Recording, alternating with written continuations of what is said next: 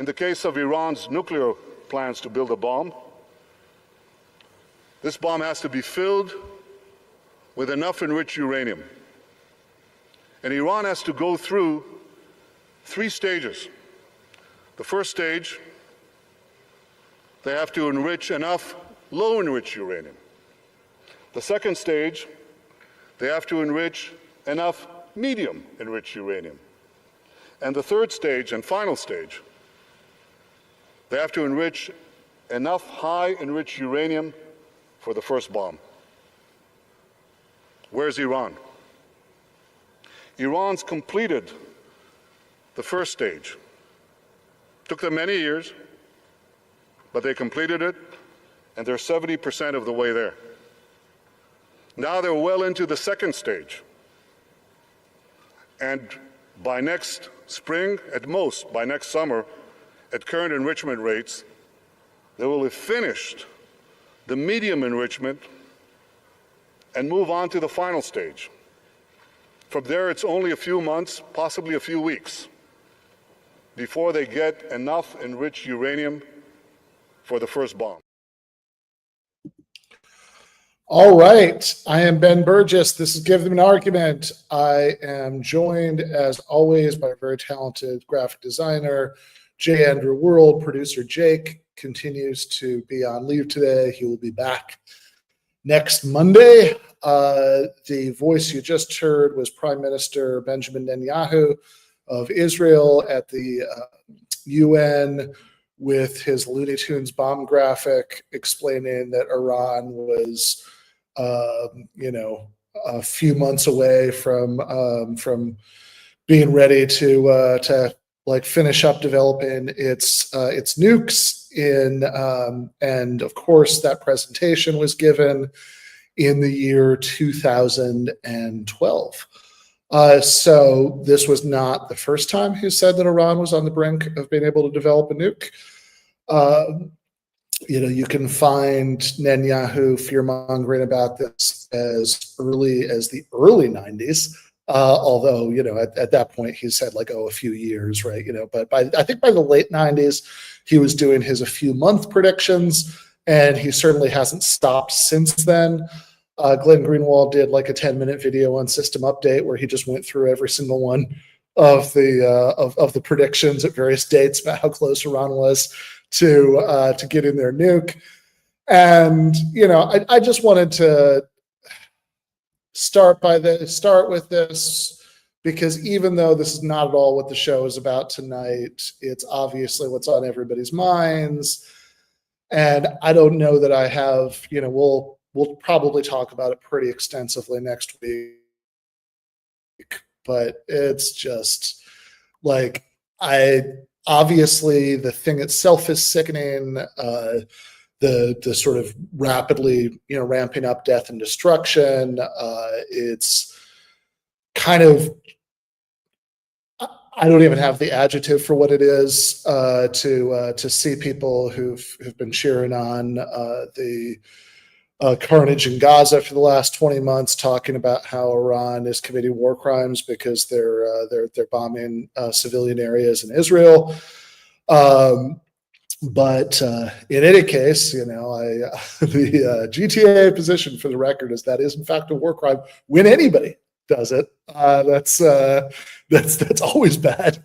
But in any case, it's just so revolting. And I guess really what I've been thinking about more than anything, right, is it's been hard not to go down memory lane here and think about the end of 2002 and the beginning of 2003. I can certainly vividly remember as a college student at that time getting into all of these arguments about Iraqi WMDs. This was a regular feature. I can remember my college political science prof, who was not a conservative guy at all. He was passed for a somewhat liberal Democrat in Grand Rapids in 2002 and 2003. And when he just asserted in class that of course Iraq had WMD program, and I said, well, how do you know? And he said, well, I mean, there's going to be all sorts of intelligence that that we don't know about, right? That it's going to go way beyond what they've made public. And this was just conventional wisdom at that time. And now here we are 22 years later, and after 30 years of Netanyahu saying every 6 weeks that Iran was going to develop a nuke in the next 5 minutes, now there's some top secret intelligence that shows that it really was going to be the next 5 minutes now, and it was so urgent that they had to do this in the middle of negotiations to make a new nuclear deal. I mean, it just seems to me that if you're buying this one, you want to be fooled. Yeah, I am definitely getting heavy flashbacks to that era.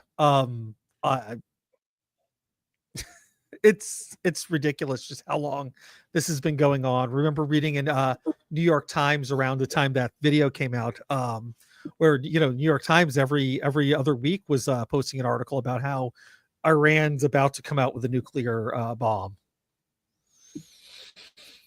Yeah, no, it's always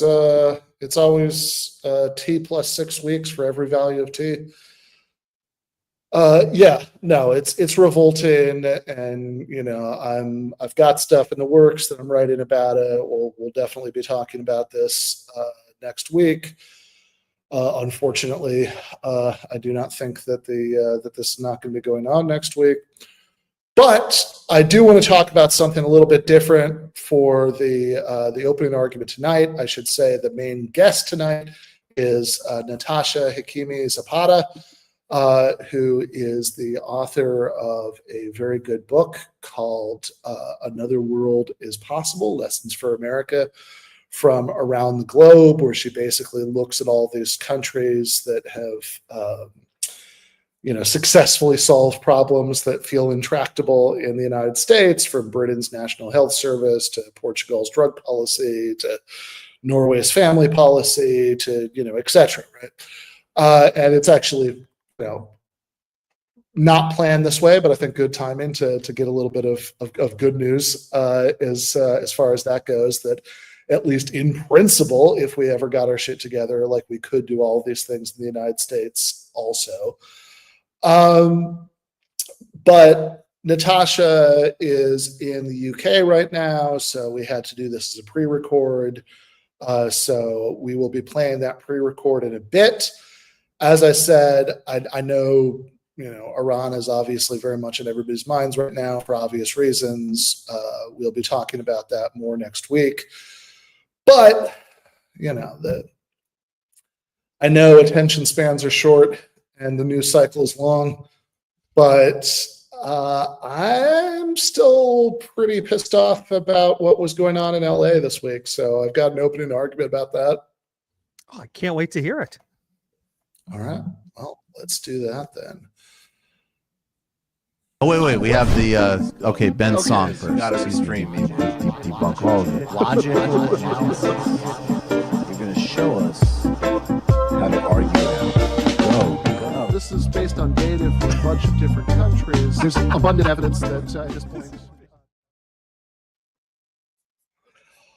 All right. As regular viewers of this channel know, I split my time between Mexico and Los Angeles. I happened to be in LA for an extended stretch when Trump sent in the National Guard a little over a week ago. And my neighborhood is close enough to downtown that I pretty much spent several nonstop days listening to sirens and helicopter noises through my window. The first thing I ended up writing about this for Unheard was about, it's an article called Trump is Testing Los Angeles, and it was focused on the authoritarianism and abject absurdity of the administration's rationale for what they were doing and, what I think was actually going on there. So this was the first time any president has taken over and deployed a National Guard in a state over the objections of the governor of that state since Lyndon Johnson sent the Guard to Alabama in 1965 over the objections of segregationist supervillain Governor George Wallace. And about 10 seconds of thought should tell you how radically disanalogous those situations are. Jim Crow is about the maintenance of a bunch of unconstitutional mini police states in different states around the country that terrorized a subset of their citizens into not exercising the democratic rights guaranteed by the national constitution.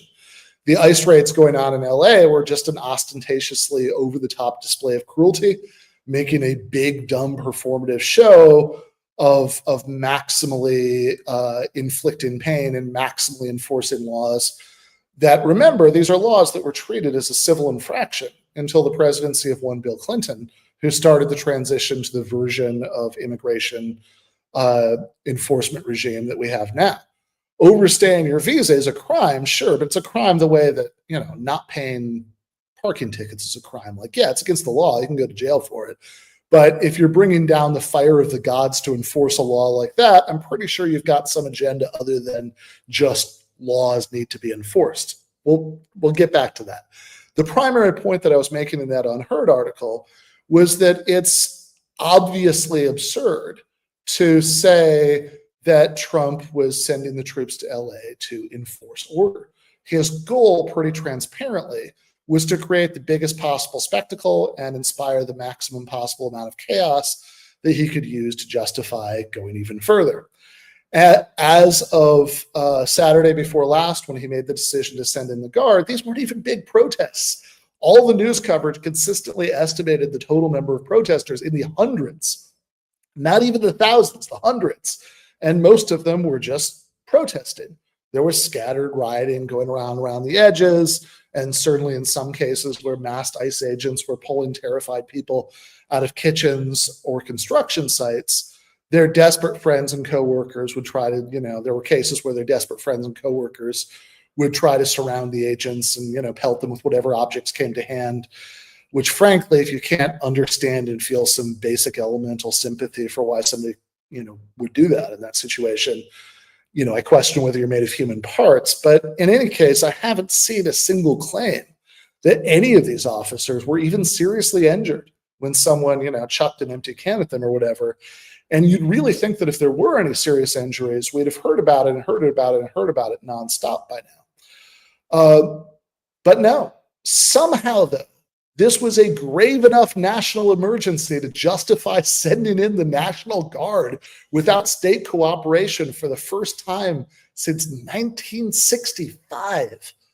Trump's Customs and Border Protection Agency tweeted out that anyone who assaults or impedes a federal and law enforcement officer or agent in the performance of their duties will be arrested and swiftly prosecuted to the fullest extent of the law. Attack a cop and lifelong consequences will follow, which, as I pointed out at the time, is a little hard to take from the same administration that did a sweeping pardon of every single January 6th rioter, including ones who attacked cops with bear spray and in some cases even beat them with flagpoles.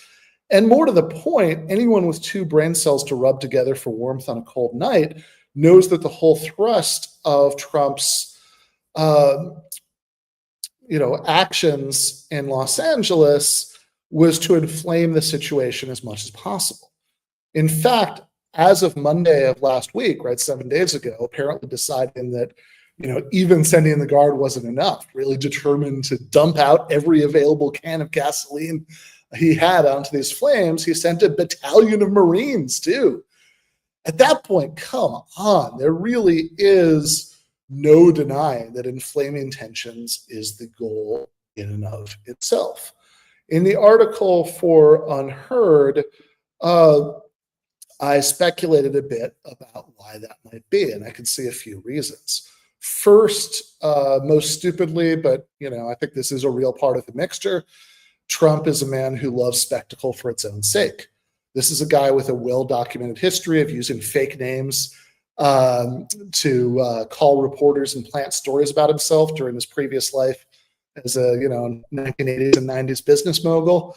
Sometimes he would even plant like titillating gossip about like affairs in his personal life. He just likes being talked about. Even as the most powerful head of state on the planet, he never quite seems to have shaken the idea that making waves and getting people to talk about him is a goal worth pursuing for its own sake. After the Canadian election in April, for example, when the ruling Liberals went from a near certain loss to an impressive victory by riding a wave of anti-Trump sentiment, Trump just seemed to be delighted that he'd been the center of attention. So that's one thing. And again, I wouldn't completely disregard that. Second, and more substantively, he wants to posture for his base as a tough and decisive leader. His most hardcore supporters believe that the first administration was marred by, the obstruction of all of these, cuck moderate Republicans who took key roles in the first Trump White House. And that's really supposed to, explain all the gaps between what he said he'd do and what he did. After all the hype about building the wall, for example, less than 50 miles of border fencing was actually constructed during his first 4 years in office. And in the summer of 2020, Trump infamously tweeted that, quote, when the looting starts, the shooting starts, unquote. But authorities, thank God, mostly did hold back from shooting. Trump may well want to prove that, he really means business this time around. And if that means responding to unrest that is microscopic by 2020 standards, with a unprecedented show of force, like killing a fly with a rocket-propelled grenade, that's what he's going to do.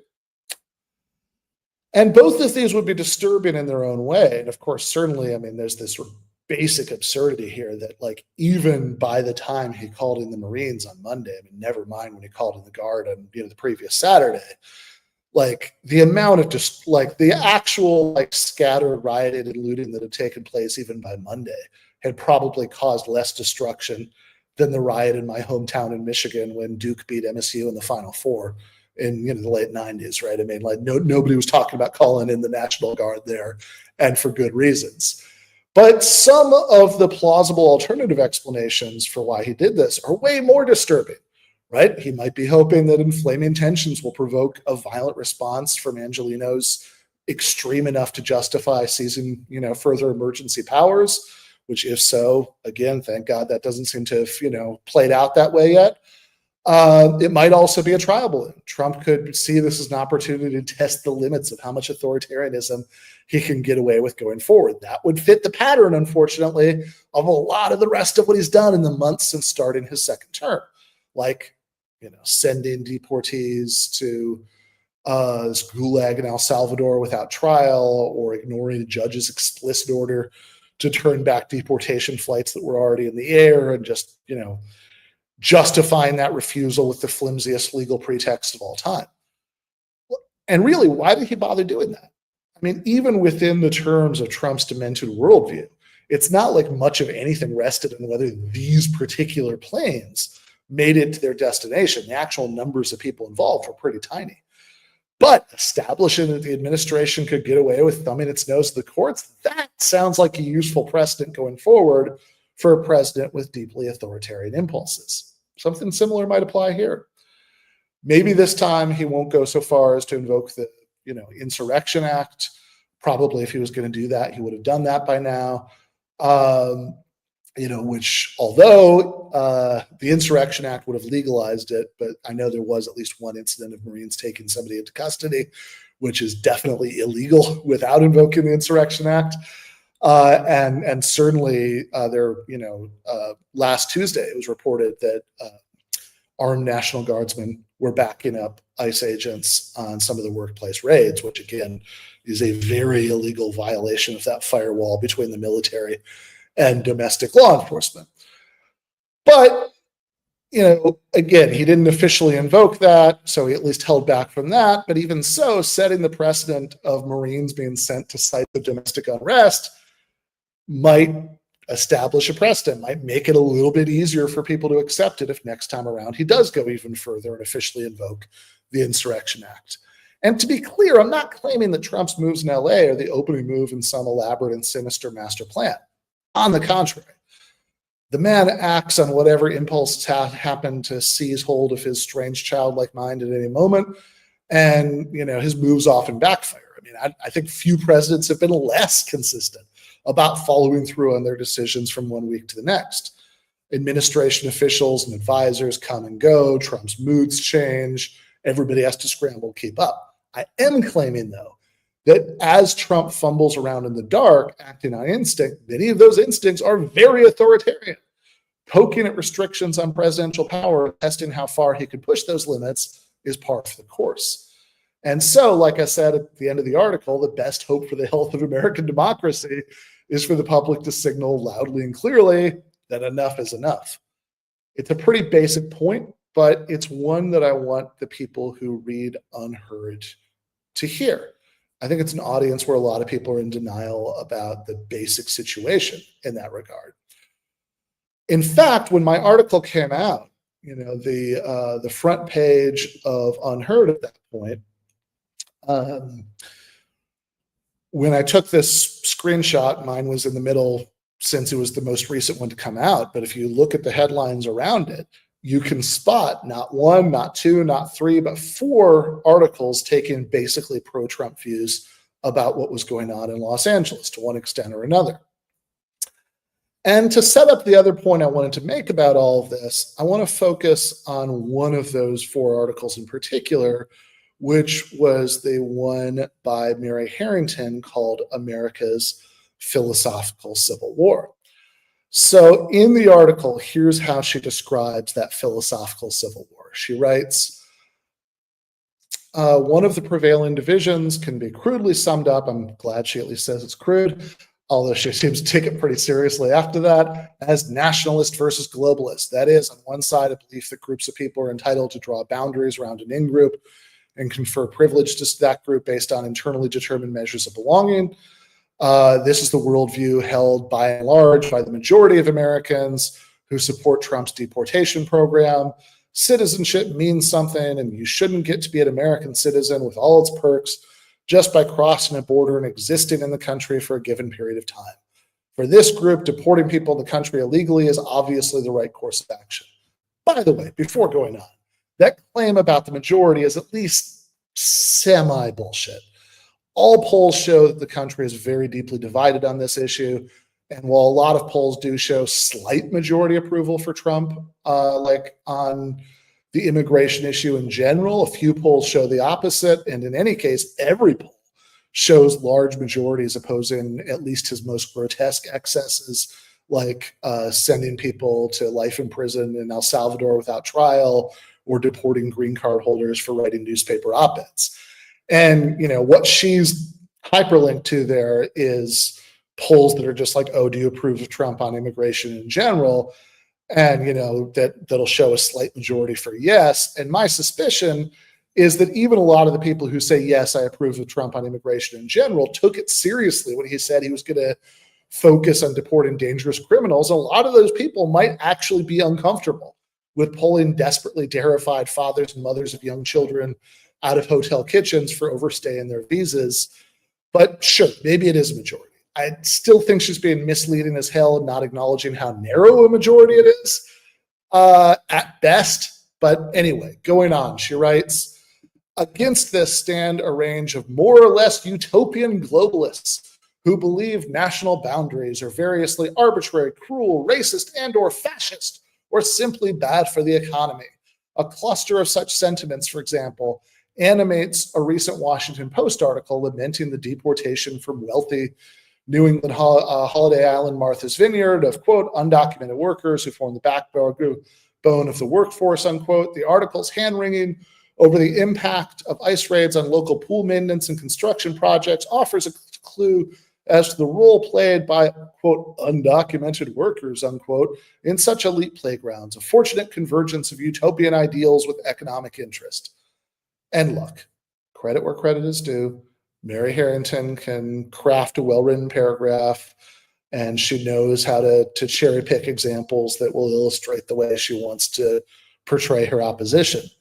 But I want to think a little harder about the more basic claims that she's making here, which are that first, the only people who have any kind of problem with these grotesque ICE raids in LA must be such starry-eyed utopians that they think the very existence of national boundaries is evil and all borders, just need to be immediately abolished. And second, and closer to the heart of my interest, the part about class and economics. So let's start with the first part, because come the fuck up.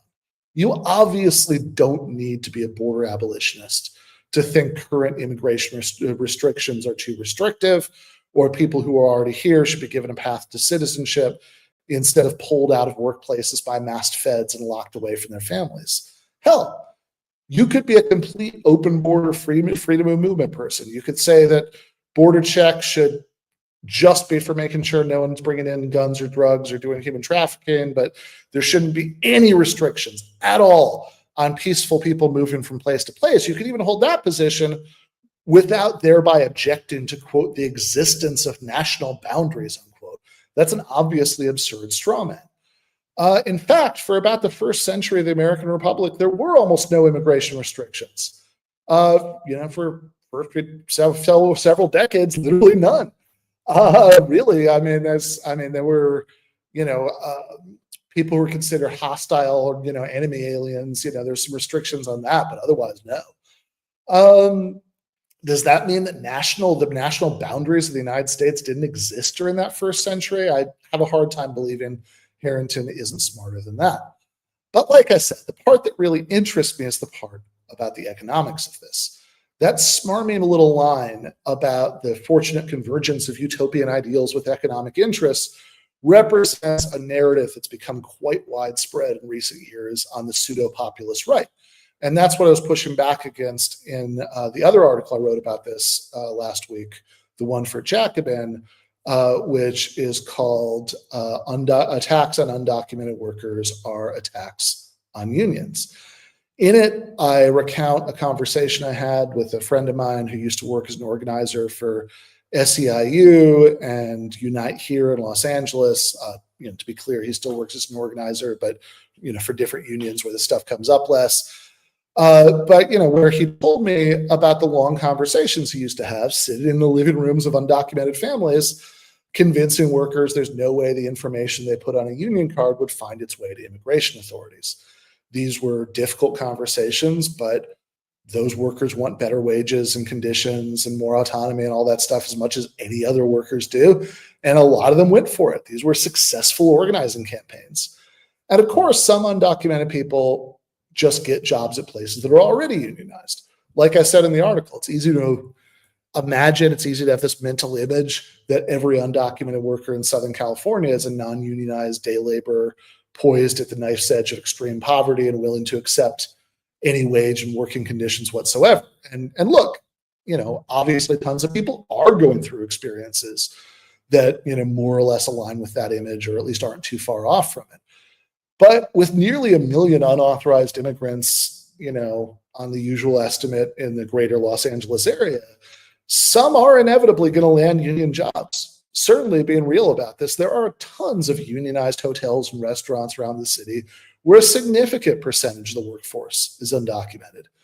My organizer friend was also telling me stories that same night about situations that came up at workplaces that had already been organized, where undocumented workers would get fired when their social security numbers came back no match. And the union, would sometimes, end up filing grievances on their behalf. This was like a normal thing that he would do to give them time to sort out their immigration status while they kept their job.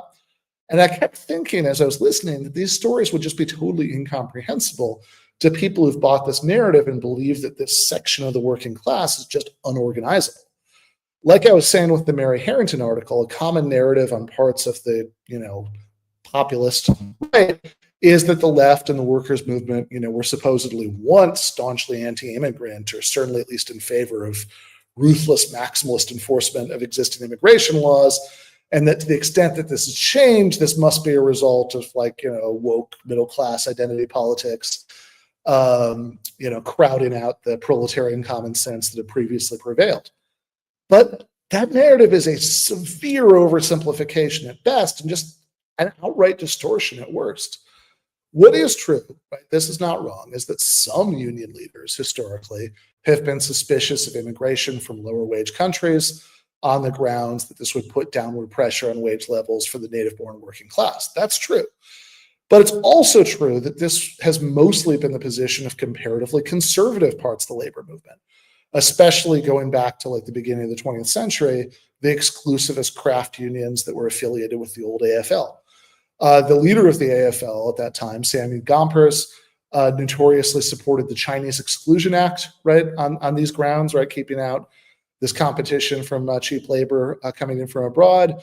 And you can find other examples of labor leaders with similar positions, some of which really surprised some people, like Cesar Chavez, who was actually awful about this stuff.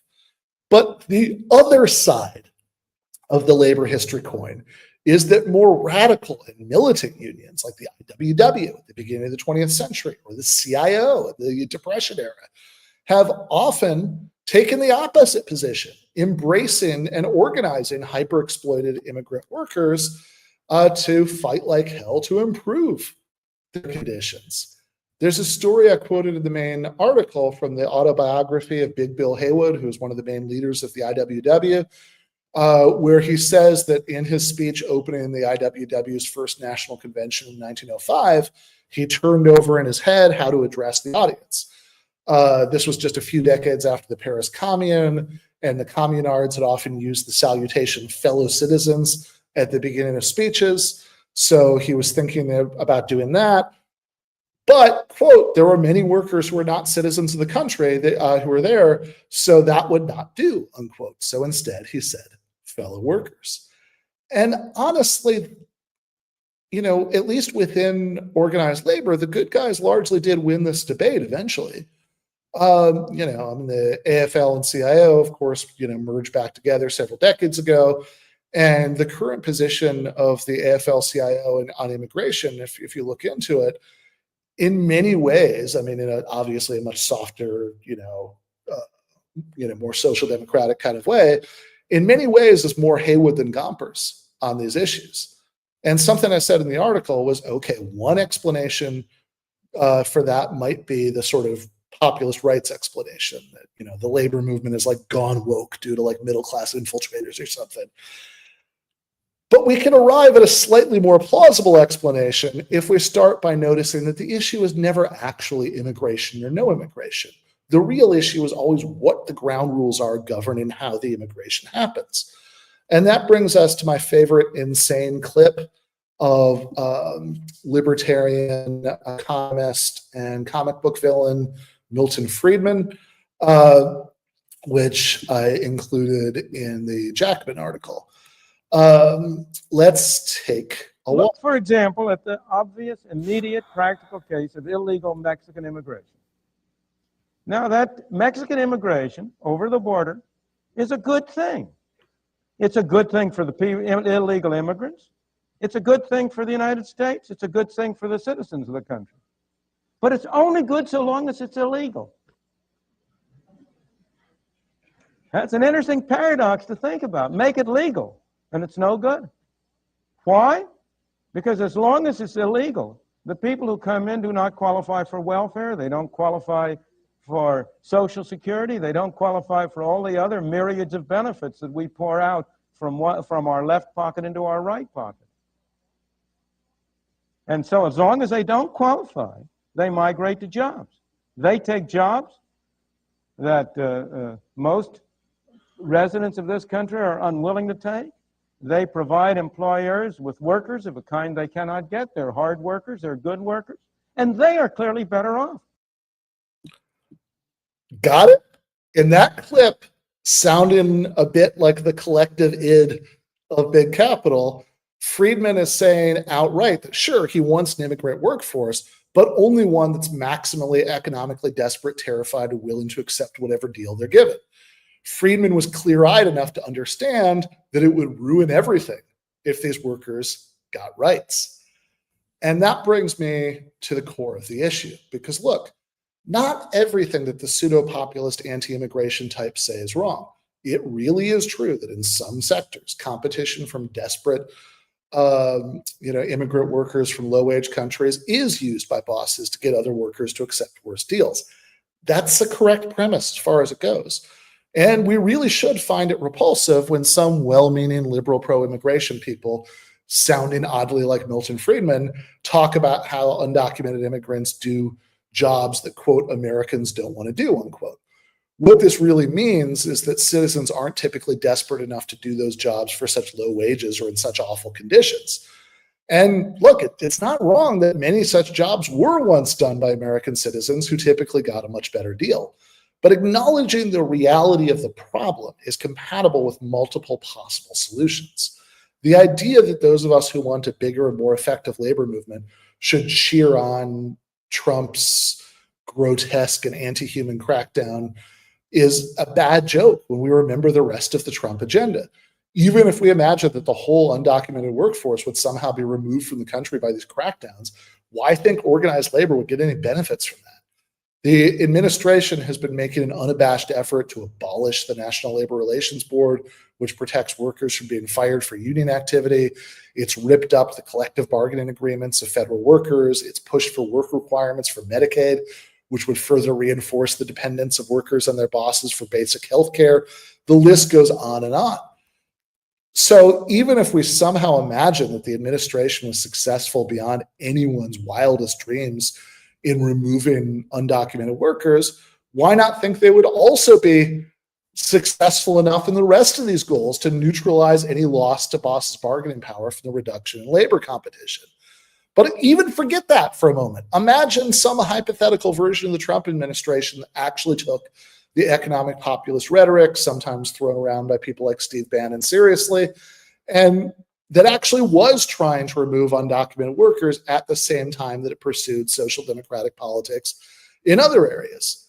Even in this thought experiment, the idea that the immigration half of this would somehow rebound to labor's benefit, or rather the benefit of the part of labor that wasn't being deported, is extremely dubious. Once we acknowledge that the comparative desperation of undocumented workers can be used by bosses in some sectors to drive down wages, there are at least two possible solutions. One is to try to remove the cheap labor competition by expelling all 11 million estimated undocumented immigrants from the country. Good luck with that. The other is to try to make their labor less cheap. This can be done and is being done to some extent on a small scale by the hard work of union organizers like the one I quoted in the article. And it can be facilitated on a national level right in the future by giving these people a path to citizenship so they can come out of the shadows, have far less fear about joining unions, can take their employers to court for labor law violations, when they have to, without worrying that ICE will be waiting outside the courthouse, and on and on. One reason to prefer the second strategy is moral. An immense amount of human suffering is being inflicted on nonviolent and otherwise law-abiding workers and their families as they just try to keep their heads down and live their lives. And they're not the only victims. As we've seen, in the last week and a half in Los Angeles, the mechanics of deportation often rely on pretty blatant racial profiling, especially when, like now, authorities are looking for big splashy gestures to prove that they're ramping things up. And it's not nearly as uncommon as you might think for American citizens to get swept up into immigration detention, where their insistence that they are citizens is sometimes disregarded. There are, cases where, like ICE agents and their jailers have just, even when people have documents with them, they'll just assume that the documents are fake. People being held in immigration detention do not have the same rights to counsel as Americans accused of other kinds of crimes. And there have been cases of wrongfully detained citizens sitting in them, those detention cells for a long time, right? While waiting to prove that they really are citizens. So that's the moral point. There's a closely related point about union principles here too. I mean, how much credibility would your union have? And this becomes not just a moral issue, but a strategic one, if it stood by and did nothing as its members were kidnapped from their work site by masked federal agents. There's a reason why David Huerta of the California SEIU, for example, has been such a powerful voice for immigration reform. And it's not about identity politics trumping class solidarity, quite the opposite. But there's also just a purely strategic case for the second option. It's not as if there's some button under the desk at the Oval Office that says, push here to remove all 11 million undocumented immigrants. If there were, Trump most certainly would have pushed it during his first term. We could be facing 4 long, miserable years of the kind of grotesqueries that ICE has been carrying out in Los Angeles, happening like every day. And quite likely, most of the undocumented population would not, in fact, be deported. It's not that easy to do this logistically. And the ones who did avoid deportation in that scenario would be that much more terrified of being noticed, that much harder to organize, and that much more vulnerable to hyper-exploitation. Imagine that Trump managed to deport, say, 1 million or 2 million undocumented workers around the country, for example. How much harder would that make, with the remaining population of 9 or 10 million, how much harder would that make those living room conversations about taking the risk of signing a union card? So in fact, we should not find it surprising, right? Contrary to this kind of populist right narrative, we should not find it surprising that so many of these protests in the last week in LA have been organized by unions. If you believe an injury to one is an injury to all, then anti-worker class warfare really does not get much more in your face than masked feds being backed up by armed National Guard soldiers pulling people out of workplaces to dump them in this rights-free black hole of immigration detention. But look, I want organized labor to become the face of resistance to these raids as much as at all possible. Right? I mean, the protests that have happened last week are a good start, but that's all they are.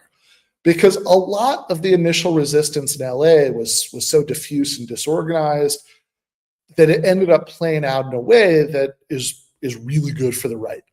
Because a lot of the dynamics of this, right? You have relatively apolitical immigrants, terrified and furious for obvious reasons, reaching for the first symbolic language that comes to hand, which means they often default to symbols of cultural identity, waving Mexican flags or using slogans like "Viva la Raza," which literally means "Long live the race." That's totally understandable, but it's not exactly going to be the basis for a movement that's best positioned to win majority support in a country where this is a minority cultural identity. And being real about this, the combination of this kind of symbolism and the scattered outbreaks of rioting and looting that happened, to a great extent downstream of the Trump administration doing everything in its power to ratchet up tensions, that combination has combined to create really depressingly powerful propaganda for the Trumpist right to use to discredit the protests. Now, not mind you that there have not been plenty of American flags at the protests too, but of course they don't show those on Fox News. I have, however, seen those with my own eyes at protests.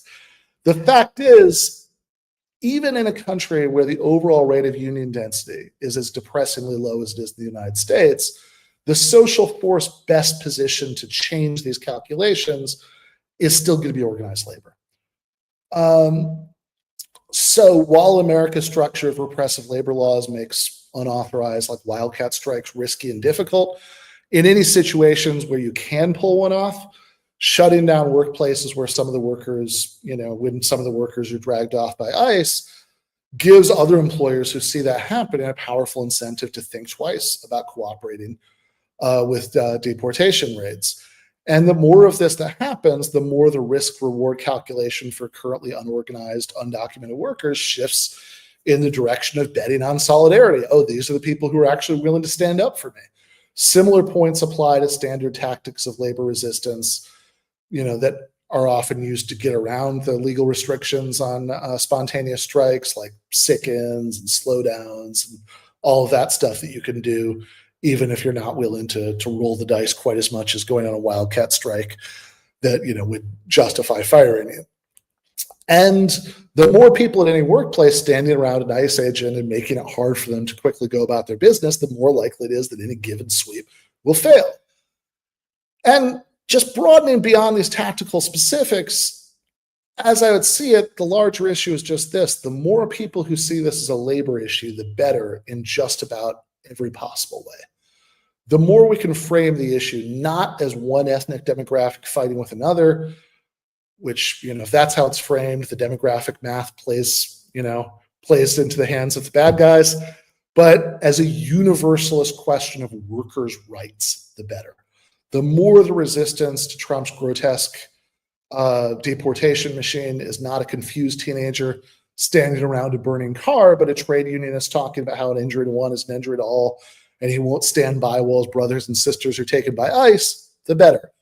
None of this guarantees that the right side will win, but it can give the right side a way better chance. All right. All right. So I thought I'd look up Milton Friedman as comic book villain and found out that there is a wiki where he's listed and has 2 comic book appearances and lists his powers as intellect, and which I find dubious. And the superhero team he's a part of is the Cato Institute. I mean, that sounds like the dumbest thing I've ever heard, but I kind of want to see that comic now. Yeah. I'll send you the page. Fair enough. All right. Well, we are going to play the interview.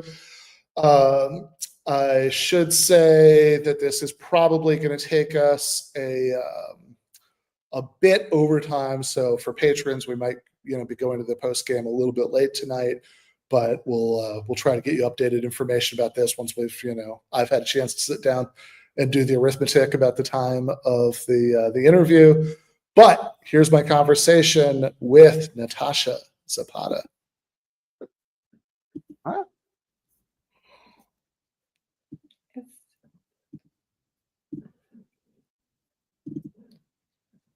It still says live, so. All right.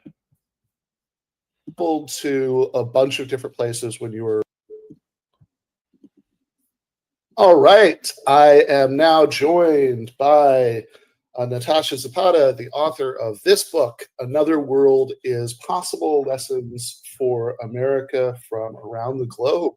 Natasha, thank you so much for joining me. Thanks for having me, Ben. So this is a really cool book. It's like on a really basic level. Like, so you traveled to a bunch of different places when you were researching this. How many actually, by the way? So I've lived in 2 of the countries that I write about. So I guess I've traveled to about 8. Okay. Yeah. So this is and in some ways, I mean, it's just this really, really cool basic premise, which is taking that that sort of old leftist slogan, the title, right? Another world is possible, and sort of being very literal about it, right? Like that this is that what we see around us in the United States, what we're used to, what we see as the only way things could possibly be, that like trying to do too much about these things is just kind of utopian and silly. That this is not the only possible way things could be, and we don't have to sort of speculate about the 23rd century to see that. We could just look around the world and see, oh, here's a thing that they have in this country that works really well. Here's a thing they have in this country, and that these are all things that there's no good reason whatsoever, I mean, given the political will, that you could not have in the United States. Yeah, that's a great summary of the book. I mean, I've been in journalism for 15-ish years now, and in progressive media, and like so many people on the left, I got really tired of hearing these arguments of like why we can't have nice things in the States, right? And especially during that time, I've also actually lived in a lot of different countries and experienced firsthand how some countries were actually solving a lot of the problems that we have in the US, or at least we're like much further along. For example, I live in the UK, where I have universal healthcare, and the National Health Service is this amazing socialized medical system. But another side of it, which I do write in the book, comes from my own personal experience in the U.S. I'm the daughter of undocumented immigrants from Mexico, from Iran, and my mom, especially, well, both my parents really talked about us as my brothers and I, as these little American dreams that they had. I was the first in my family to ever go to college. And as I got older, I started to feel like this American dream specifically they had was actually more possible in some of the countries I lived in or visited. And a lot of that had to do with my mom's health, which I write about in the introduction, with this health incident where, like many Americans, she didn't have access to health insurance, health care, and had undiagnosed, untreated diabetes that was diagnosed by the time she was being rushed to an emergency room, almost in a diabetic coma, and had to have her right foot amputated. And so at that time, again, like a lot of Americans, I, of course, was worried about my mom and her health and her well-being and what her life would be like moving forward.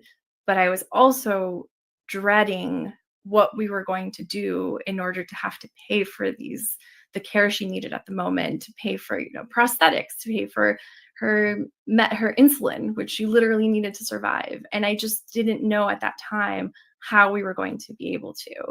And so I just, all of these things kind of converge in wanting to say, hey, we can do better because I've seen better, I've experienced better, and so have a lot of other people around the world.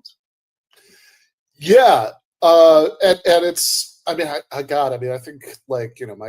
my sister lives in the UK and her family, and, I've been over there a bunch of times. Something that people, especially who come from here to there, will very often say is that they have this amazing new experience of getting medical care that they never have to talk to anybody about but a doctor, right? That there's no other person that they need to be in communication with about the care that they're giving, because that's just kind of taken care of.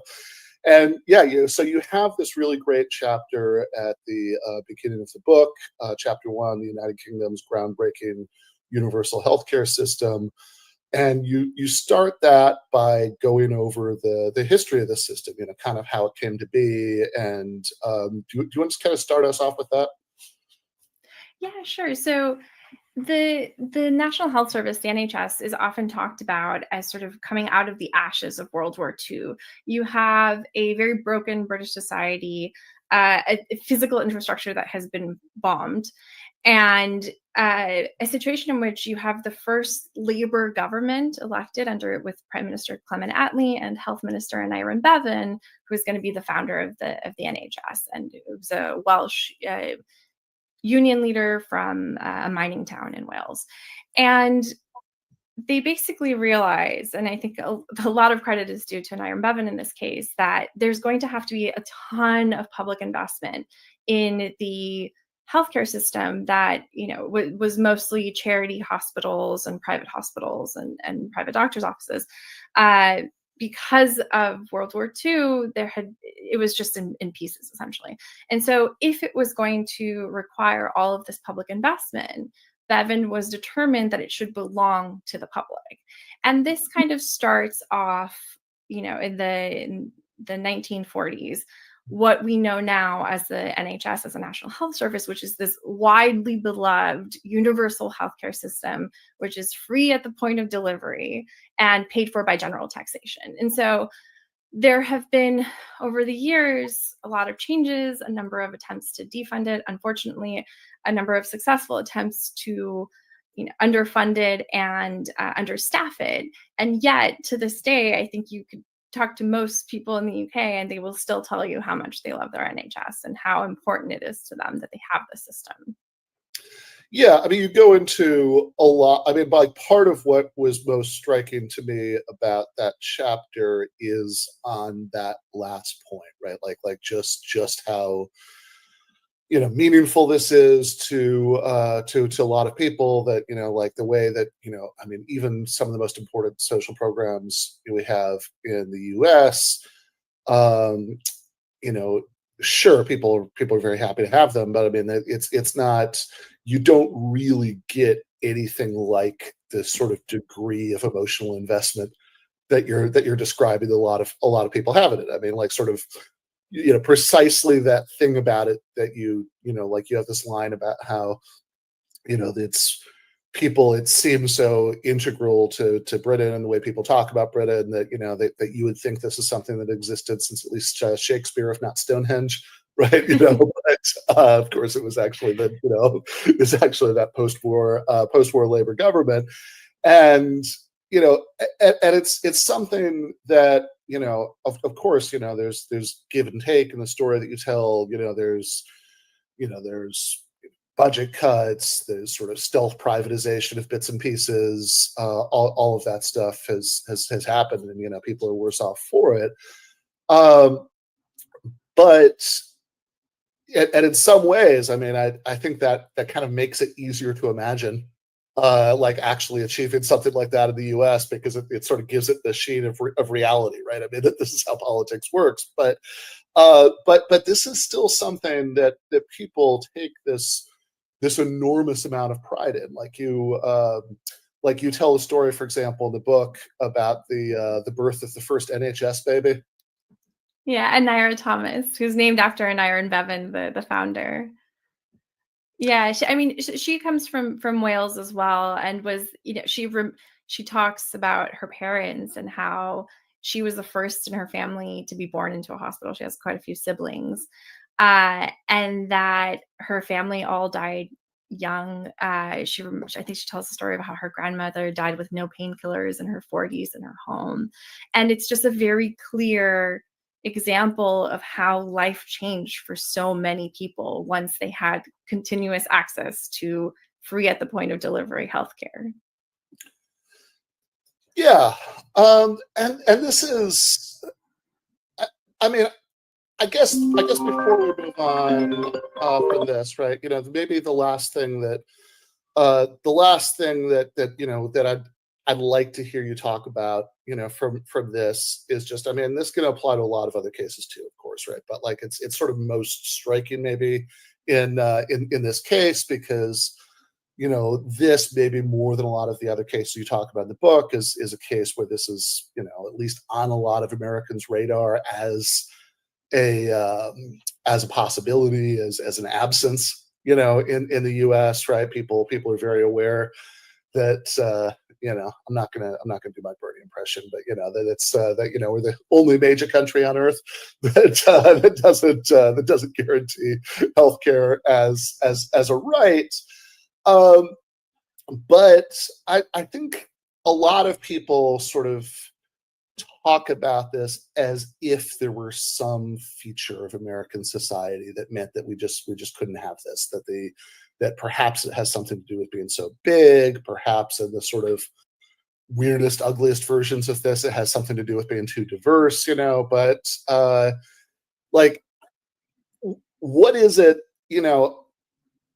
I mean, I guess maybe here's a different way of putting it. It seems like the fact that the UK, there's very little about the UK that feels like it's just some like radically different culture that like has absolutely nothing in common with us, right? It seems like if they could, if they could do this, right? Like there's surely not anything in like, the DNA or drinking water of the United States that means that we couldn't.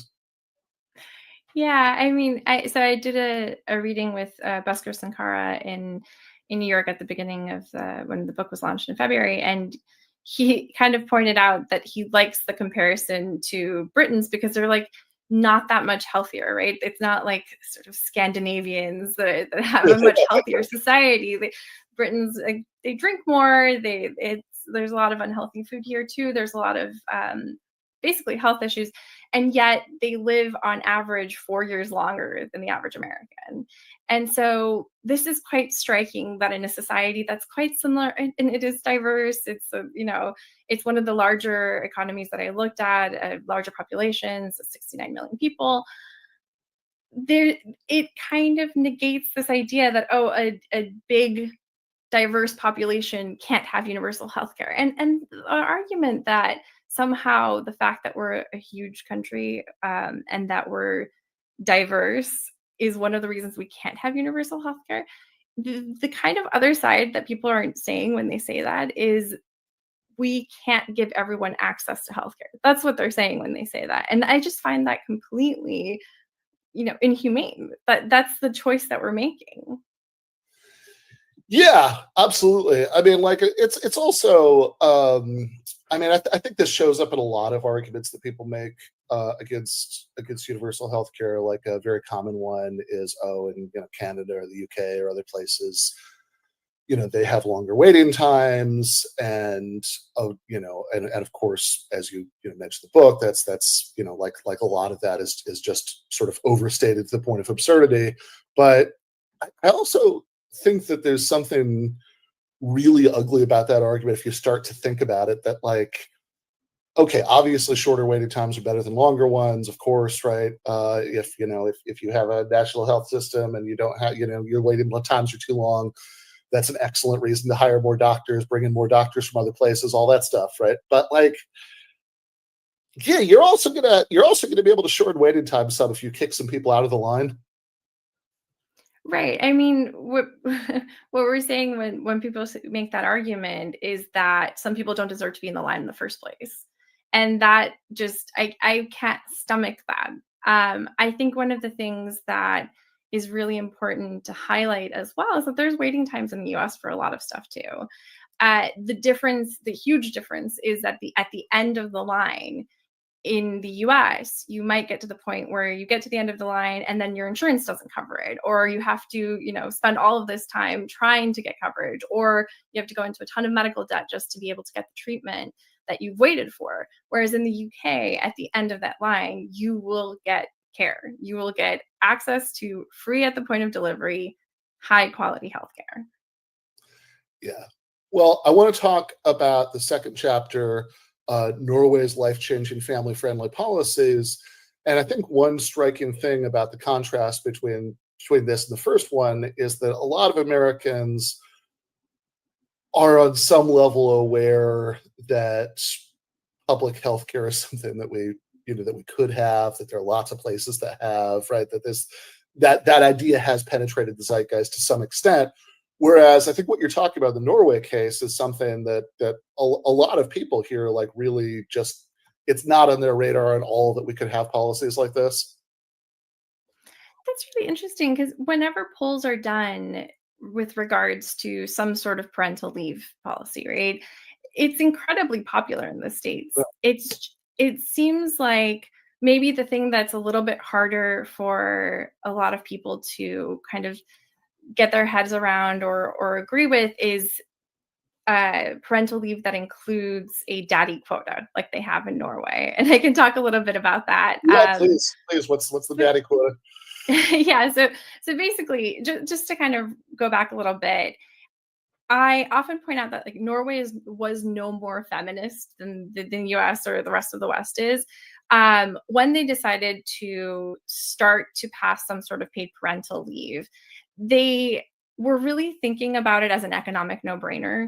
They wanted, women and work that was traditionally done by women, traditionally unpaid labor, to be formalized and to kind of reach this idea of full employment in order to actually, bolster their economy. And so one of the things they realized they had to do was actually support families. If they wanted people to keep working and they wanted people to have kids, they were going to have to do something about like from a government standpoint.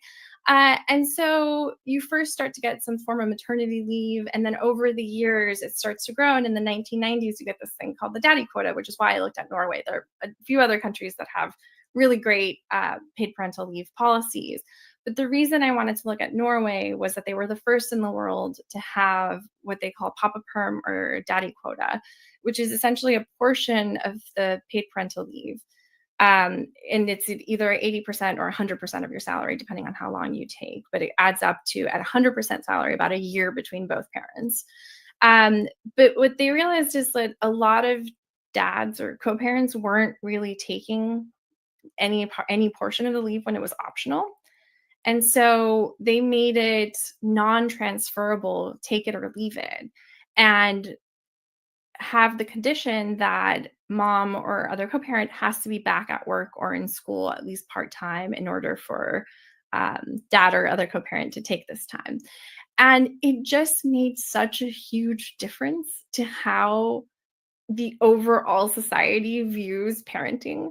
You have a situation now in which in the workforce, you can't really discriminate against your employees who you think are likely to take some form of leave, because dads are just as likely to take the same amount, right? And then they get the same amount of sick leave specifically for a child who's sick. So I think I can't remember the number of days, but it's a few days a year each parent gets.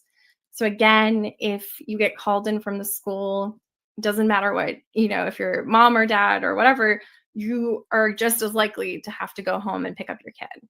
So all of this really changes in a really fundamental way how caregiving is viewed in Norway. And I think that in the States, when I talk about how popular it is, so first of all, it's one of 7 countries, the US is one of 7 countries on earth with no national paid leave whatsoever, which is just wild to me when you think about how much, I often say, like, money we're leaving on the table, right? This is ways in which you can support people going back to work. And your economy it takes a huge hit when you don't do that, right? A lot of women especially cannot go back to work, or, have to take part-time work because they don't have the support. And here's the other kind of big key to it in Norway. They have highly subsidized, high quality childcare from age 1. Every child in Norway has the right to a place in either a private or public daycare, and they will not pay more than about, I think it's like $400 a month per child. That makes a huge difference to a family's finances. That makes a huge difference to how people view going back to work once they have a child. And so these are the kind of things that I think if we thought about them more and, talked about them more, we would absolutely think in the US are a no-brainer. Yeah, I mean, that last point is really striking, because anybody who knows parents of young children, where parents were both members of the couple, or back to work with young children in the US, like, knows that daycare costs are just astronomical. Like, again, this is something that I think a lot of I suspect that a lot of Americans sort of don't like. This might be a case of like a nice thing that we don't even know that we could have, right? It's not just that we think, that we think we can't have, right? But is not even really thought of. And certainly, most people who are not the primary, caregiving parent,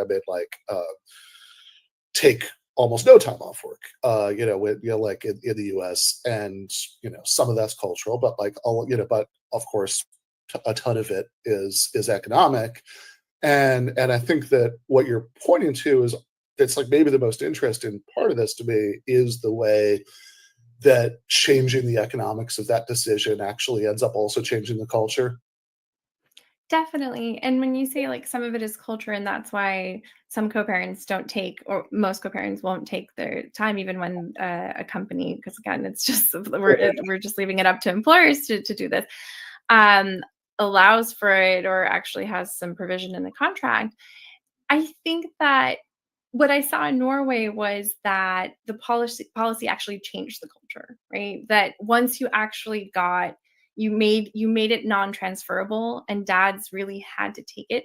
There's actually stigma now attached to not taking your daddy leave, because everything is there for you to take it.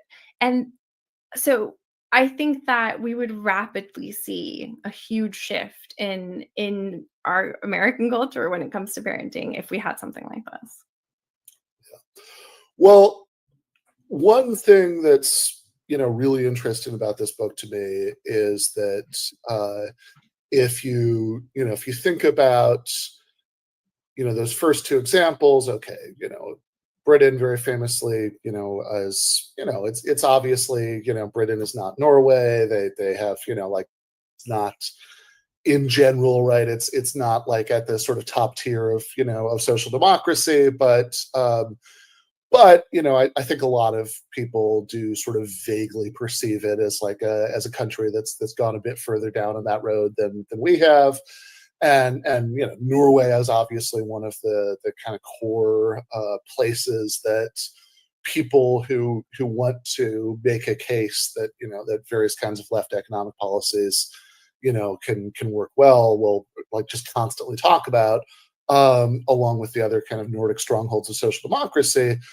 But Singapore, I mean, like that doesn't even like nobody nobody thinks of Singapore as like a as like a sort of exemplar of left policy ideas, right? I mean, Singapore is like the free market paradise, like that's at least the branded that's usually associated with it. So tell me about Singapore's housing policy. It was really important to me to include Singapore and a few other examples that aren't the ones that we commonly see and talk about on the left, because even though I'm a democratic socialist, like I've been on the left my entire sort of adult life, I wanted to show that in some places that are actually even more, I mean, like I would call Singapore hyper-capitalist, as you were just describing, they can still manage to do things like public housing and really well and really effectively. So at the point in which like it starts in the 1970s, and actually even slightly earlier than Singapore becoming a nation, they had some form of public housing, partly through the British colonial period. But really, there's this huge experiment that starts in like the 80s and 90s in which public housing is built en masse in Singapore, and it's built in such a way that it is high quality and mixed income, and is so popular that now 90% of Singaporeans, or sorry, yeah, 80% of Singaporeans live in public housing units, and 90% of them are homeowners. And so that was kind of the key, the part of them being homeowners. This is kind of part of what's so radical about the Singaporean experiment. And I think partly is tied to their kind of hyper-capitalist thinking and the free market and whatnot, is that essentially every public housing unit, with the exception of about 10%, is actually for ownership. And the way that that's done is that people have these mandatory pension saving schemes that, again, were set up even in colonial times. And the Singaporean government realized at some point, like, there's all of these savings that people have, and they can't access them until they're in their 60s, whenever the retirement age is. And it's employer and employee based payments. So why don't we let people use part of those savings to buy a home? And they've set up this housing development board, which essentially is in charge of, everything from the tenders for actually building public housing in Singapore, to allocating mostly state-owned land, to actually becoming sort of a bank for people. So rather than have a bank give you a mortgage, you can still do that in Singapore. People prefer often to go to HDB because you have these great rates, and it's all essentially deposited into your own pension savings account, which means that this loan is just taken out every month from your mandatory savings anyway. So this means that people can buy a home that they live in cash free often. It also means that foreclosures, when you do have an HDB loan, are almost unheard of, because it is your own pension savings plan that has the right to your home, not a bank. And so what I heard from a lot of people was like, oh, if you become unemployed, because again, hyper-capitalist context, they don't have unemployment insurance, you can actually just restructure your loan with the Housing Development Board and stay in your home. So these are just some of the many different aspects of the Singaporean model that I thought was really interesting. There are flaws with it, just as with every policy, and I tried to document that as much as possible for every single policy. But it is so instructive that you're seeing people, policymakers in Hawaii and California, actually looking at the Singaporean model to think about how we can address the huge homelessness crisis that we have in the US and California, like where you and I are from. And I think that that's a really good idea because, again, if we're only looking to Scandinavian countries, it's very easy for people who oppose these ideas to make the argument that, oh, like that's just Scandinavian countries. We'll never be like them. Yeah. That it's just there's something about the culture. Everybody's going to the same Lutheran church or something, and that's Yes, something in the water and like the Norwegian water somehow. Yeah. Yeah, which is particularly amazing because was it the Thomas Piketty has all this great stuff about how like pre-social democratic Sweden was like one of the most unequal countries in Europe, and they etc. Right, like so it's like all nonsense, but yes, it makes it much more vivid when you think about these other examples, like Singapore. So I just want to make sure that everybody who's watching this is clear on what you mean, right? When you sort of talk about home ownership, but you talk about but you also talk about this as public housing, and given the sort of particularities of how the model works, this does all make sense together, right? But what are the aspects of this that are public, and what's ultimately owned by you at the end of the process? Yeah, so that's actually one of the keys. And one of the things that I think, for example, in the UK was done really badly. They had some great public housing. I mean, there still is in every neighborhood. I live in London. In every neighborhood in London, you still have public housing units. But the thing is that in Singapore, despite the fact that you can become a homeowner of your own public housing unit, the land is always on a lease from the state. And so essentially it stays under public ownership, which is really key. It doesn't then eventually pass into like it does in the UK, where people can now sell their once council-owned homes for a huge profit, and then it just continues going on the market. And there are also a bunch of different measures that the Singaporean government often, like cooling off measures, they call them. The Singaporean government passes taxes and other measures to make sure that all public housing units in Singapore stay affordable. So even if you can sell your own home, you can't, for example, own more than 2 public housing units at the same time. You have to live in one of them at least. The reason that you can have 2 at the same time is you can possibly inherit one as well. But all of this is to say that it's a very complex system that essentially ensures that there's almost no homelessness in Singapore. And I say almost because I do have a section where I talk about the fact that there is homelessness in Singapore, and that it is an issue that has mostly kind of been ignored, partly because they have such a widespread public housing program. But again, when you compare that to the situation in cities like Los Angeles, or New York, or really many other places in the US, it's almost incomparable, right? When we talk about homelessness.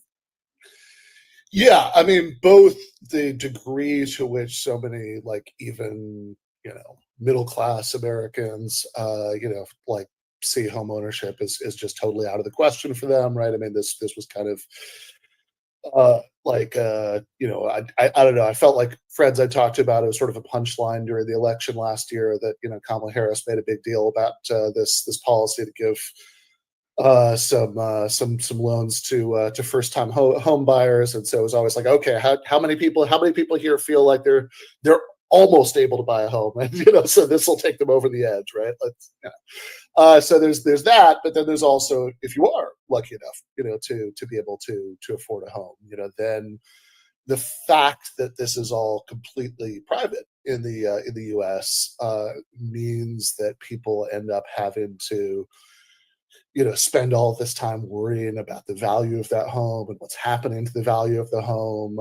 This sort of leads to a lot of kind of low-level, reactionary stuff, and in housing in the U.S. because people worry about the effects of various things on the value of their home because ultimately this is something they're going to have to sell, at the like this. That's like a lot of people's, what a lot of people have instead of pensions, essentially, right? So like the idea that you would have the state give like the state give you a loan, administered through, I guess Social Security would be the closest equivalent, right? That so you weren't even, you weren't even paying anything up front, for it in many cases, on what was ultimately public land is the kind of thing that in some ways that feels like more of a radical departure from anything that we're used to than, say, national healthcare does. Yeah, and again, it's from a really unlikely place, right? Right. Yeah. And so I often talk about how Singapore is even more pick yourself up by your own bootstraps than the US is, and that like even public schools are non-existent. They're all fee charging. But there is this basic understanding that homes should be a right, and not everyone talks about housing as a right, but it's certainly almost a given in Singapore. And even when we talk about homelessness in Singapore, the majority of people who are experiencing homelessness in Singapore actually own a home, an HDB home, but their family breaks up or for whatever reasons they leave, and that's kind of part of what's happening there. And eventually, like that is why 10% of apartments are still for rent. It's for people who can't afford to buy yet. Well, you just said that it illustrated how hyper-capitalist Singapore is. You said they don't even have public schools, so we should talk about Finland, which is often cited as the best public school system in the world. So, what do they do there? One of the things that often gets left out of the Finnish story is that they essentially abolished private fee charging schools. And as someone described to me there, they got rid of the off ramps for the wealthy, right? So, regardless of basically since the 1960s, these educational reforms made it so that everyone had to send their kid to a local school. And the other side of that was then everyone was going to make their local school the best possible school. And I talked to a lot of Finns. I traveled around the country. I tried to go as much as I could, zigzagging around each country that I went to. And everyone, like this idea of sort of zip code borrowing, which is how I ended up in the high school that I did in California, is just nonsensical to them, right? They wouldn't move so that their kid could go to a better school. They absolutely trust that their local school is the best possible school, and they're not going to look for a private option. They don't exist. But they don't see that as the solution. And again, this was quite radical. There were definitely people who were against this idea, who thought that students would fall behind, or like the brightest students wouldn't get as much attention if basically you were trying to focus on bringing everyone up to a certain standard. But what ended up happening is that the Finns surprised even themselves when the first, OECD education exams called PISA happened in the early 2000s. And Finnish students who, by the way, don't really take standardized tests, which is another part. I mean, there's so many great parts to the Finnish education system that we should definitely learn from, but this is one of them. They outperformed pretty much everyone in the OECD. And this just cemented to those who were behind the reforms that it was the right thing to do. There's a bunch of other stuff, like they get free school lunches. They've had that since the early 1900s. And, I talked to teachers and they were like, of course, like if we know that our students are getting at least one hot meal a day that's nutritious, and I ate one of these meals, you at least can count on their nourishment in class, and that's not a reason that they're falling behind in their education. stuff like no standardized testing. This was one of the things that really blew me away. Wow, you can just get rid of it entirely. Absolutely. And you can still outperform the rest of the wealthy world. And then another really great thing about the Finnish public school education system is that they have this master's level teacher training. So higher education is all free or paid for by general taxation in Finland, which is really key. But there's this master's level teacher training, and every teacher in Finland is educated to the same standard. And that's really important when it comes to, again, the quality of the schools, but again, the trust that people have in the teachers. We have amazing teachers in the US. I don't want to make it sound like I don't know that we have great teachers, but it would make a huge difference if we could standardize the quality of the education that teachers are receiving, and of course make it free for them. Yeah, and I mean this is really, I mean it's really astounding, like in some ways to American ears, the radicalism of not having private schools, or I mean I guess you could argue that there are independent schools that are like in some ways structurally like charter schools, but like it's not but that fee charging schools is like aren't able to exist, and have standardization of curriculum, and yeah, and this is also like, and this is also something, because you mentioned teachers in the US, and I think a very popular right-wing narrative about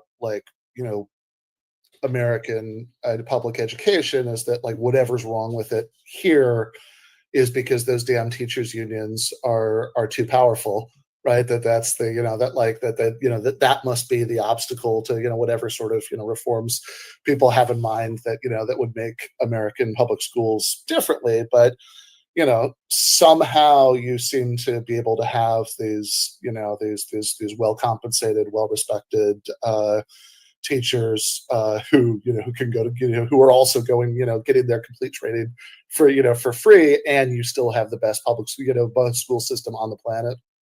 And heavily unionized, right? Like one of the things that I talk about in the Finnish public school education system is that most teachers are part of one union, and that union has a ton of power when it comes to things like the curriculum and things like everything to do with the quality of the education. And that has actually been a huge reason why it's a success, not the opposite. This right-wing argument is just baffling to me, given what I saw in Finland, especially. Okay, so we've been talking about healthcare, housing, and family leave, public schools, right? These are all these are all subjects that that social democratic left loves to emphasize. That these are all sort of speak to the kinds of social problems you are most likely to emphasize if you're on the economic left. But one that oftentimes people in other parts of the political spectrum really want to emphasize, and if anything, I mean, I think some progressive people in the U.S. are like slightly uncomfortable spending too much time on, is drug abuse and addiction, and the many social ills that are downstream of that. But you talk in chapter 5 about Portugal's radical drug policy programs. So this is a case of something that is that is being done right, that does speak directly to that problem. Yeah, so I actually lived in Portugal for about half a decade, and I was very aware of this program in that it kind of seeps into the way that people even talk about drug use. And so going back a little bit to where this policy started, and the heart of it is the decriminalization of all drug use. That's every single drug, right? Portugal in the 80s, 90s essentially was facing dual epidemics of overdose deaths and rising HIV/AIDS rates. And it was so drastic that it was something like 1 in every 100 Portuguese people at the time suffered some form of problematic addiction, as they called it. And so it was essentially touching everyone's lives. There were political leaders who had family members or constituents who all were facing this problem in some form. And in the year 2000, they decided to do sort of the opposite of what so many other countries were doing, partially with the US leading this, like the war on drugs, and actually look at problematic drug use specifically, not all drug use, but problematic drug use as a public health issue.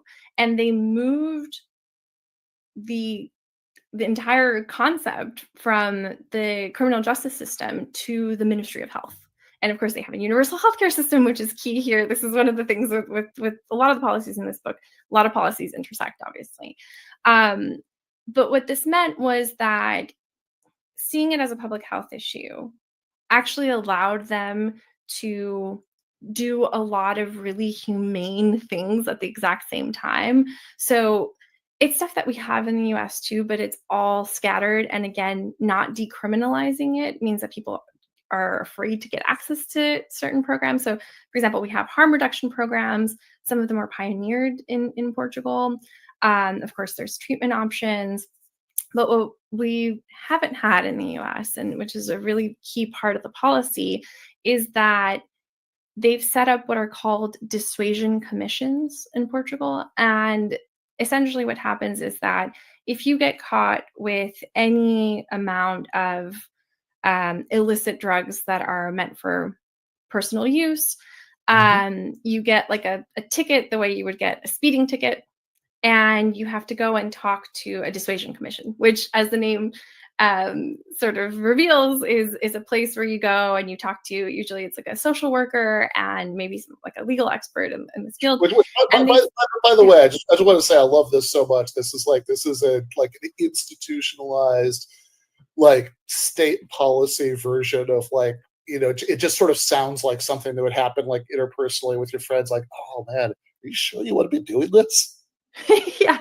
Well, and honestly, I spent a day at a dissuasion commission in Lisbon, and it really seemed to me like that was the approach that they were taking. Like, they would just have a chat with you and just talk to you, like, what's your life like? What are the key was to kind of look at people as people and look at drug use as one of many things in a person's life, right? And so they would talk to people about their family history. Is there drug use in your family, for example?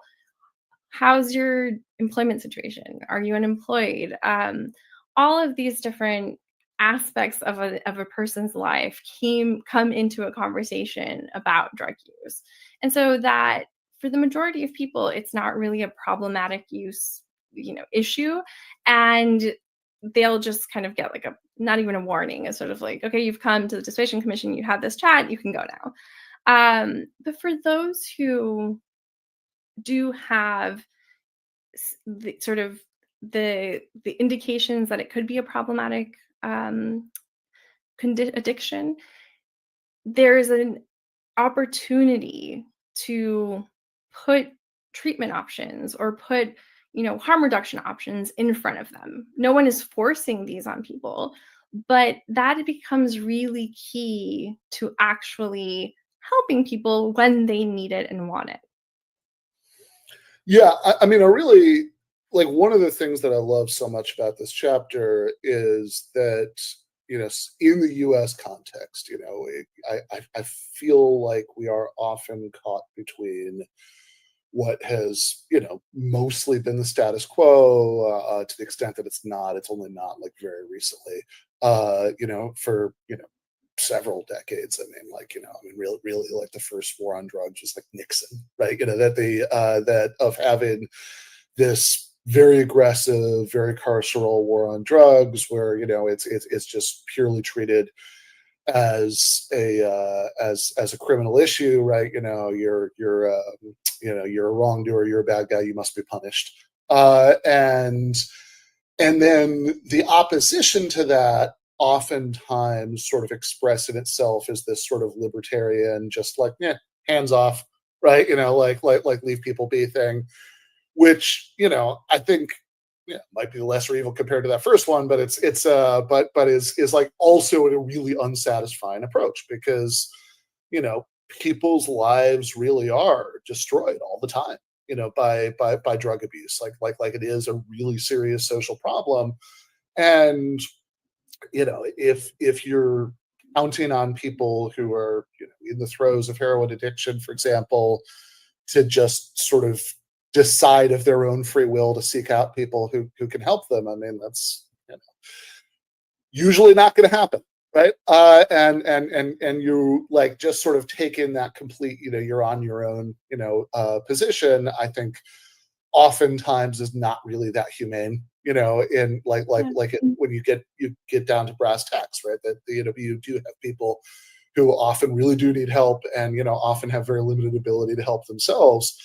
And what you're describing with Portugal really does seem like, in some ways, I mean, you know, like anything else, it's not perfect, but it's but in some ways it does feel like a really smart third way between those two, right? To say we're not gonna, you know, we're not gonna like just lock people up. You know, we're not going to, you know, we're not going to treat this, you know, as if, you know, as if getting busted, you know, with recreational drugs, you know, was like stealing a car or something. We're not going to do that. But at the same time, we're not going to be hands off about it, right? You know, we are going to take this kind of, interventionist, active, like, you know, like we're going to make sure somebody's checking in with you to, you know, like even if it's just like you go to the dissuasion clinic, you know, and you persuade them that, like, you know, it really is just something you do for fun and weekends or whatever. They're like, oh, okay, well, be careful, see ya, right? You know, like even that, it's just kind of a gesture of society cares what happens to you. Yeah, exactly. It's like a community thing, right? And I interviewed someone there at one of the dissuasion commissions in Lisbon, and he didn't even know that drugs had been decriminalized, or like he knew kind of vaguely, but when the police stopped him and they asked him if he had anything illegal in his car, he's like, oh yeah, I have some hash in the glove compartment. They're like, okay, well, here's the ticket. And then, you know, he got the dissuasion commission citation a few days later. And he went into that conversation not really knowing, you know, what the conversation would be like, and actually left asking for support for quitting smoking tobacco. He was like, oh, do you guys have can you do this also for tobacco? And they were like, oh no, sorry, you have to talk to your doctor. Like, this isn't something that we can help with, unfortunately. But and that's another thing that one of the guys who runs the dissuasion commission in Lisbon talks about, is like there are a lot of substances that are addictive, and some of them are illicit and some of them aren't. And so it's kind of, again, I think like that view, that kind of more humane approach to addiction more generally, allows them to offer people help in the time of need, but also, just like you said, just be like, okay, well, this just doesn't seem like a problem. Enjoy and be safe. Yeah. Right. Exactly. Okay. Well, the next one up is, you know, I mean, earlier when, you know, we were talking about like the family policies in Norway, I kind of said, like, I don't know if a lot of Americans even like sort of think of, you know, it's on their radars that we could have, and you sort of push back against that. I say, okay, but like you look at the polls, right? Like when it's brought up, there's tons of support for it, right? You know, but I think this next one you have to give me is something that is just not something that the overwhelming majority of Americans just would think of, right, as a possibility, right? So this is Estonia's Internet as a Human Right digital transformation. Tell me about this.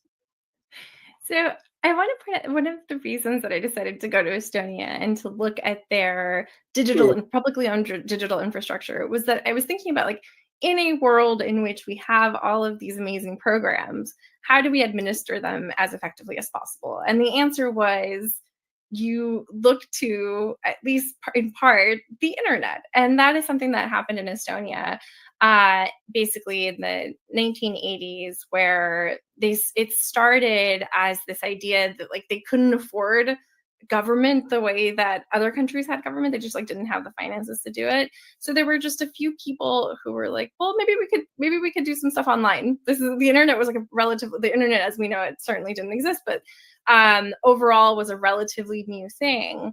And with kind of small steps here and there, they started with, getting their parliamentary meetings online, and then doing things like actually going around the country and showing people how to use email, how to set up an email account. They used a lot of public spaces like libraries and even like public squares, and had all of these programs to teach people how to use the internet. And then also like schools, they connected public schools around the country. Again, Estonians actually have a great public school education system as well, to the internet, and really saw it as one of the resources that was going to help them grow their relatively low income economy after the 1980s. And so I'm most interested and most amazed by their citizen portal, where essentially you go online and everything that you can imagine, every government service and even some private services like banking and stuff like that are all accessible in one place. And what I found really fascinating about that is that they have paid parental leave there, for example. You just go on the same citizen portal, you put in your ID code, and you can apply for it. And within a few clicks, you can get access to it. They have universal health care. So again, all of their healthcare information is there as well. It just seemed like such an easy win when it comes to getting people the services that they are entitled to. So it's something like in the US right now, people lose out on $140 billion worth of benefits because the systems are too complicated or too outdated, or, it's what Jacobin's Megan Day calls austerity through bureaucracy. And I spoke to some Estonians who had even like lived in the US, and they just could not believe how hard it is to get access to government services or entitlements, or pay your taxes. Did I just log into the portal? What? I mean, paying your taxes. It's one of the main existence in the US. I want to pay taxes. I mean, I do every year. It's something that, like, I think Noam Chomsky talks about how, if you believe in the things that we're going to do together as a society, tax day should be a joyful day, right? But I think that it's like a great example of how in the US, we always look to the private sector, or we always find a way for the private sector to get involved and make some sort of profit off of even doing your taxes. Obviously, a lot of your listeners will know about the TurboTax story and how, and I'm sure many people have used TurboTax in order to file their taxes and know that it's actually not free. And that the fact that we have outsourced that to a private company is just baffling. And that those private companies have lobbied against the IRS offering it directly. Yeah, and that they have all of this private data on you that then, they're misusing, obviously. Yeah. So describe to me the experience of paying your taxes in Estonia. I think it takes a couple minutes. I have the number somewhere, but it's something like within a few minutes, you just like a few clicks and you've paid your taxes. That is really how it should feel to pay your taxes. It should be a kind of simple process that, I mean, even in the way that we do value-added tax in the US on bills, this always frustrates me when I go home. I'm like, oh, the price isn't the price. There's also but it's like, it's to call attention to the fact that you're paying taxes, right? It's this kind of idea that, oh, this is a thing that you shouldn't have to do. Yeah, right. I mean, this is, if you want people to focus on, taxes as an issue, if you want to sort of get right-wing mileage out of anti-tax politics, you want to make it as difficult as possible. And there are real instances of, conservative writers being pretty explicit about this, right? That like we want people to notice, that the taxes are coming out. And I think it's also a really important point, not just because maybe this is the part of the book that most, in a certain sense, most gives me a pang. Oh man, we couldn't have, like we couldn't have that, right? I mean, it's like just, I mean, my God, think about how much time everybody has spent at doctors' offices, filling the same information out on forums that they've filled out, many, many, many, many times before, and will fill out many, many times again. And it's, it's insane. And this is so like once you sort of are presented with this as an option, it's like, oh yeah, right, of course. Well, it's the time wasted on filling out the same information over and over again. I mean, that's one of the things that Estonia did really well. They have this once only policy, which is actually more secure as well. So if you update your address, for example, at the DMV, it means like your doctor's office can get it. That when you apply for your paid paternity leave at some point, it's already automatically there. So you only ever have to update something once. Mm-hmm. And it's not just about time being wasted. It's also about how repetitive that data gets and how easy it is then for that data to leak, right? And so what the Estonians found, it's actually much more secure to only have it on one server, for example, where it's not connected to, let's say, another private sensitive information that has to do with you. And that, to me, is one of the really big selling points on a system like this. But another one is also that they have more oversight over who actually accesses their data. So in the citizen portal, there's a part apparently not many Estonians even use, but they know that they have it, where you can go and you can click and you can see who has accessed your data and for what purpose. And again, when you think about like what Doge or Dodgy, as I've heard it be called, Elon Musk's, I think, is it even his anymore? I don't even know. Well, no, no longer his. I mean, when they first started it, it was jointly Elon Musk and Vivek Ramaswamy's, which is already amazing. It's the Department of Government Efficiency, and it has two people in the same job to start out with, and then Ramaswamy fell out with a lot of people in MAGA over like the H-1Bs, and then it was just Musk, and then Musk and Trump have inevitably imploded, as everybody in the world saw coming, given the size of those egos. Yeah, but what a surprise!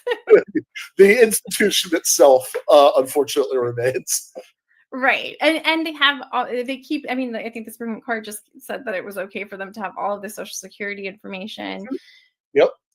If we had something, and I know we can't sort of turn back time, unfortunately, like if even just knowing what information Doge has on you would be useful, right? Like it'd be nice to know like what they have access to. And there's no citizen portal, there's no website I can go online that tells me who is accessing my data, right? Yeah.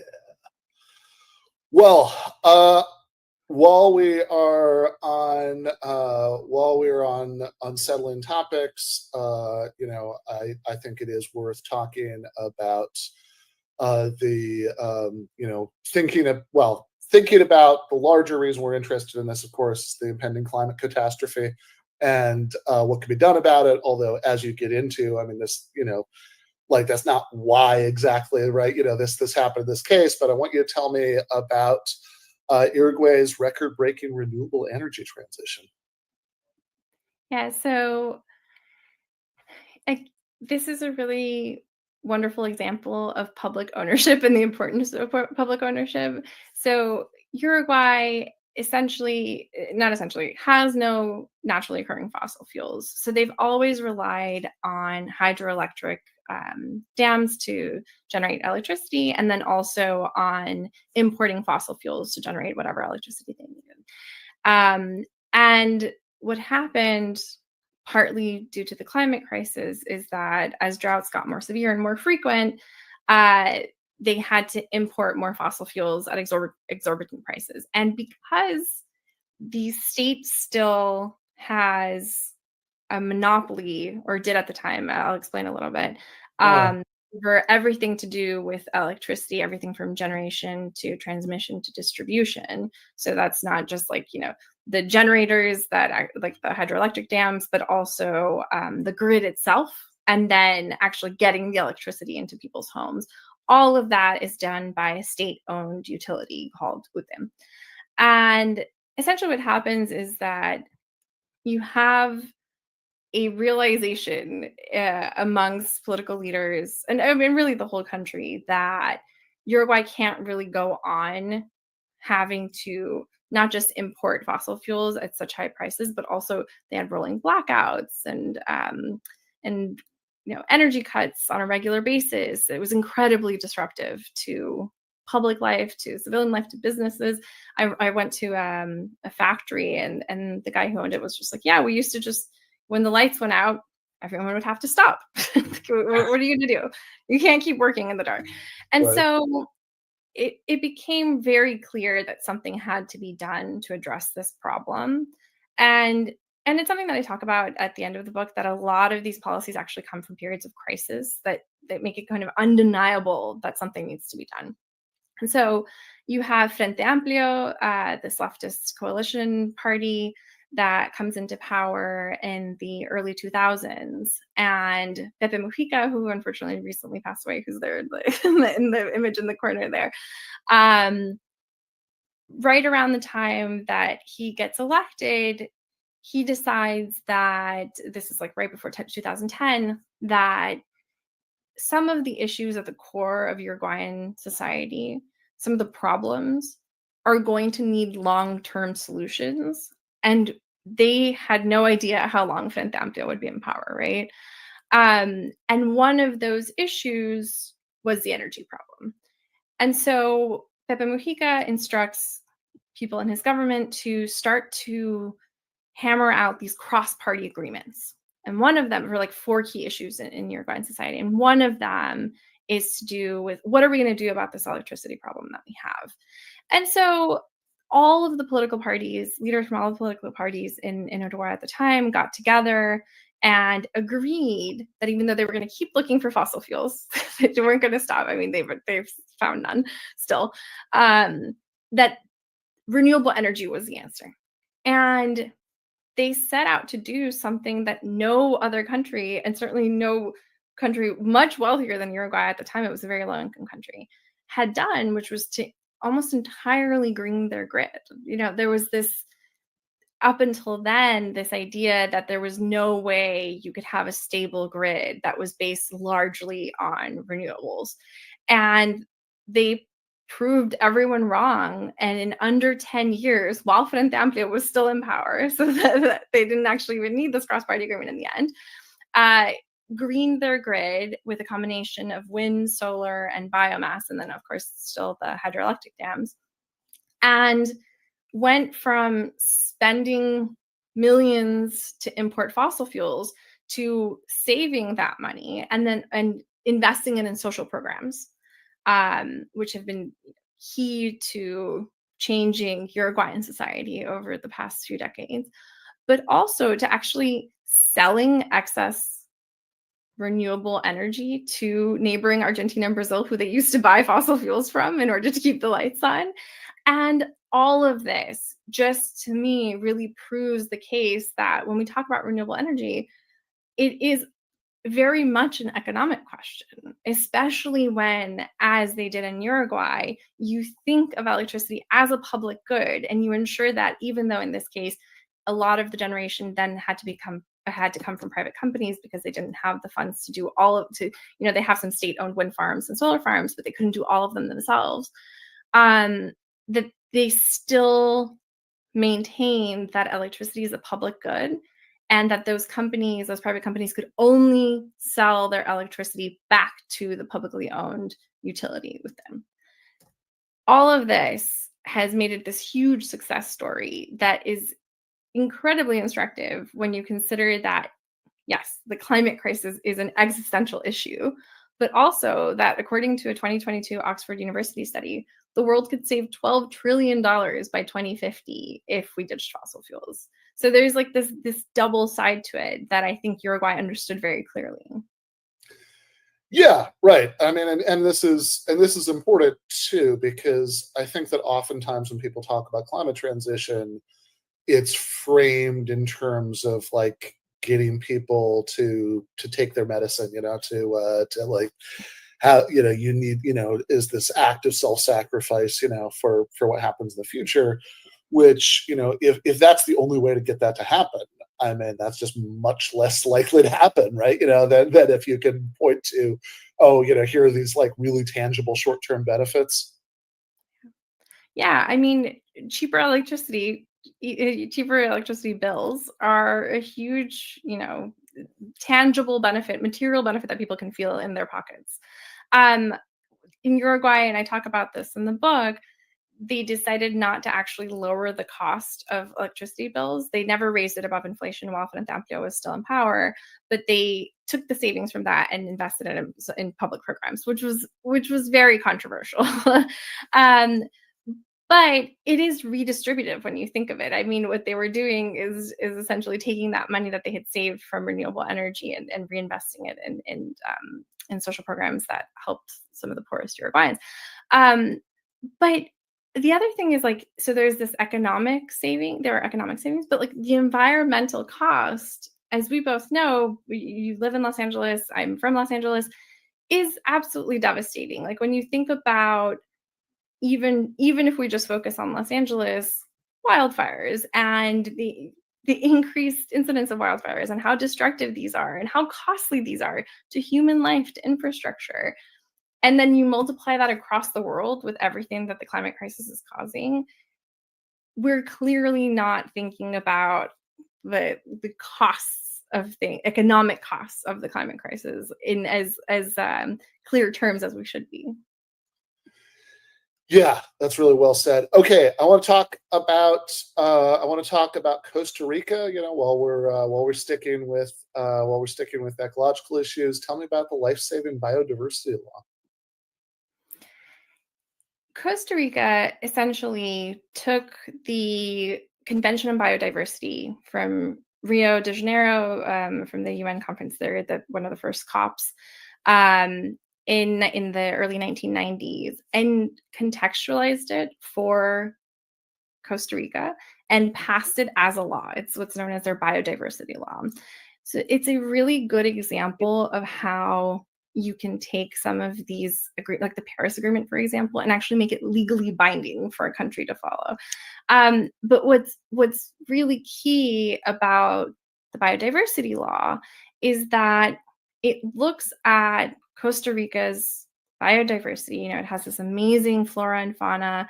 It's one of the most biodiverse places in the world, at a time in which it was experiencing mass loss of biodiversity, and we're in the midst of a sixth mass extinction in the world, and so biodiversity is kind of a global issue, even if we don't live in the most biodiverse place in the world, and essentially tells Costa Ricans, this belongs to you. This biodiversity is yours. It does not belong to multinational companies that are coming here and deforesting your natural environment and growing bananas that are then sent across the world. It belongs to the people of Costa Rica, to future generations of Costa Ricans. And one of the most important things is that it's not to just cordon off for tourists to come and look at, for much wealthier tourists to come and look at. It actually belongs to you, and we're going to create all of these different mechanisms for Costa Ricans to actually enjoy the equitable distribution of the benefits of biodiversity. So obviously there are all of these benefits to biodiversity, like cleaner air and cleaner water, and just a number of again, environmental benefits. But they wanted to make sure that Costa Ricans were also benefiting economically from the biodiversity that was mostly being, again, abused and used and exploited by multinational companies at the time. Yeah. Right. That's really interesting. I think that again, this is one of those things that I think people might not sort of immediately think of in terms of economic equality, right? So I really like the way that you draw that connection there, but to the way that it was administered in Costa Rica. I do want to make sure I get to the last of the countries in the book, because if if you think about sort of core bread and butter issues that normie Americans are likely to devote a fair amount of their time worrying about, even if they're not particularly political people. It doesn't get much more. It doesn't get much more than this, right? So tell me about pensions. Yeah. So New Zealand has a universal non-contributory flat rate superannuation, they call it, for all. So I'll kind of break down what that means. So when I say it's for all, it's basically there's just like a residency requirement and an age requirement. So everyone over, I think the age right now is still 65, gets the same amount. So it's a flat rate, which is based on a percentage of average wages, which is, I think, really key, making it actually affordable to live off of, which is one of the, and I always say I don't want to be too mean about Social Security, because I think it's one of these like great remnants of the New Deal that is still really important, and we definitely don't want to get rid of it. But most people know that Social Security is insufficient to live off of, Right. and that one of the problems I think with it is that, well, one of a few problems, it's actually really complicated to understand. So New Zealand has this like very simplified universal pension that is non-contributory, in that you don't actually ever have to have worked and paid taxes in New Zealand to get access to it. And I think one of the things that's really key about that, and that they found in New Zealand, is that it was much fairer to women and historically oppressed groups who not only suffer from discrimination throughout their lives in terms of, their income, but also oftentimes are engaged in unpaid labor, like we were talking about earlier with caregiving responsibilities. And so if you make it a flat rate and you ensure that at a certain age, everyone is going to have the same pension, it makes for a much more dignified older life.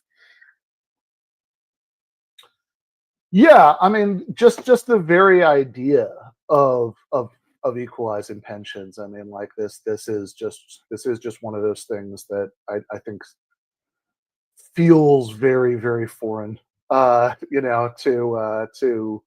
American ears, and that's why, in a way, I mean, obviously, it's not as extreme example, as Singapore, right? But I mean, in a way, does make it striking that, I mean, this is New Zealand. I mean, this isn't some, like, we're not talking about some policy from Cuba or even Sweden, right? That this is we're talking we're talking about New Zealand, which is something that feels like a very sort of middle of the pack kind of liberal capitalist country. Yeah, and I think that this key to making it a flat rate and universal really ensures that you're not entrenching these inequalities that we have. I mean, like, the US is such an unequal society. It's almost like we could, at the minimum, make sure that there's like a base that people can rely on in their retirement, in their older age. Yeah, I mean, again, just the idea is so basic, because Social Security, which as you say, I mean, you don't want to minimize the importance of it. I mean, that this is relative to the sort of bits and pieces of social democracy we've ever had in this country. It is very important, and it's very disturbing that there are these sort of recurrent attempts to to privatize it or undermine it. But it's the fact that people can't afford to live on just that, right? I mean, means that Americans have to spend all of this time worrying about what their retirement funding looks like. it's this massive societal preoccupation.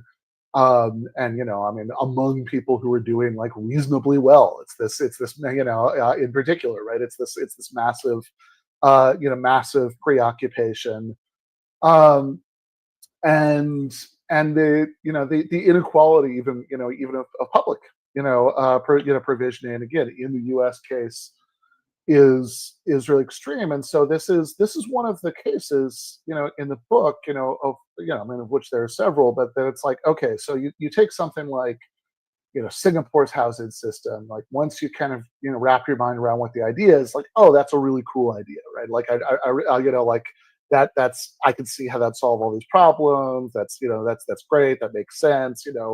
Portugal's drug policy, is like same thing in a certain way, right?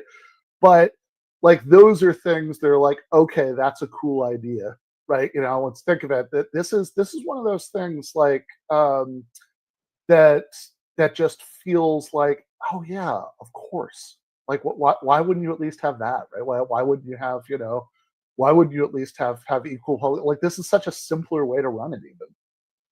Yeah, I mean, the fact that it's so easy to run and easy to apply for is something that people constantly told me in New Zealand. They're like, yeah, it just took me, a couple of days and then I started receiving it, or I understand it. The fact that it's easy to understand, I think, is such an actually really underrated part of this policy. A lot of what I was trying to do with breaking down the stories of these policies is to kind of tell their stories from this human perspective, from this human story aspect, because I think a lot of times we talk about, or like, the way that policies are written is so complex, or it feels like it's not really written about us. And I wanted to make it clear that this is happening. Like, this is every single day affecting us. And my job would be a lot easier if it was easier to explain. Like, I spent a lot of time trying to understand how Social Security is payments are calculated, and I still really struggle sometimes to figure it out. And so I think it's a good example of, again, how you can expect more from your government, and then you can also fight to keep these things. So one of the things is that there are all of these debates about whether to raise the retirement age, whether to change the residency. They did change the residency requirement recently. All of these different things. But when I talked about, like, is there a political party that would get rid of the NZ Super, as it's called?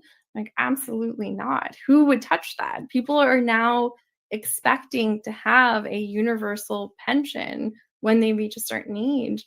Any politician who tried to touch that would not be voted in. Right, which is a really crucial point for all of this stuff, right? I mean, that once you have achieved these things, I mean, this is really good news. It is really optimistic. Like, a lot of the things that you're chronicling in the book, like, once you've achieved them in the society, they do have all kinds of staying power, because, like, even with, like, going back to the first chapter, right? Even with, like, everything that's bad that's happened in terms of the sort of piece by piece kind of stealth and gradual undermining of the NHS. Like, there's a reason it had to be stealth and gradual, right? Like nobody's like, the Tories aren't gonna like run on like have like have like big billboards that say vote for us, we'll abolish the NHS. Right. They do the opposite. They lie about it, right? They got, like, Boris Johnson had that huge bus where he was like, if you vote for Brexit, we're going to take all of the money that we spend on the EU and we're going to put it into the NHS. They obviously did not do that.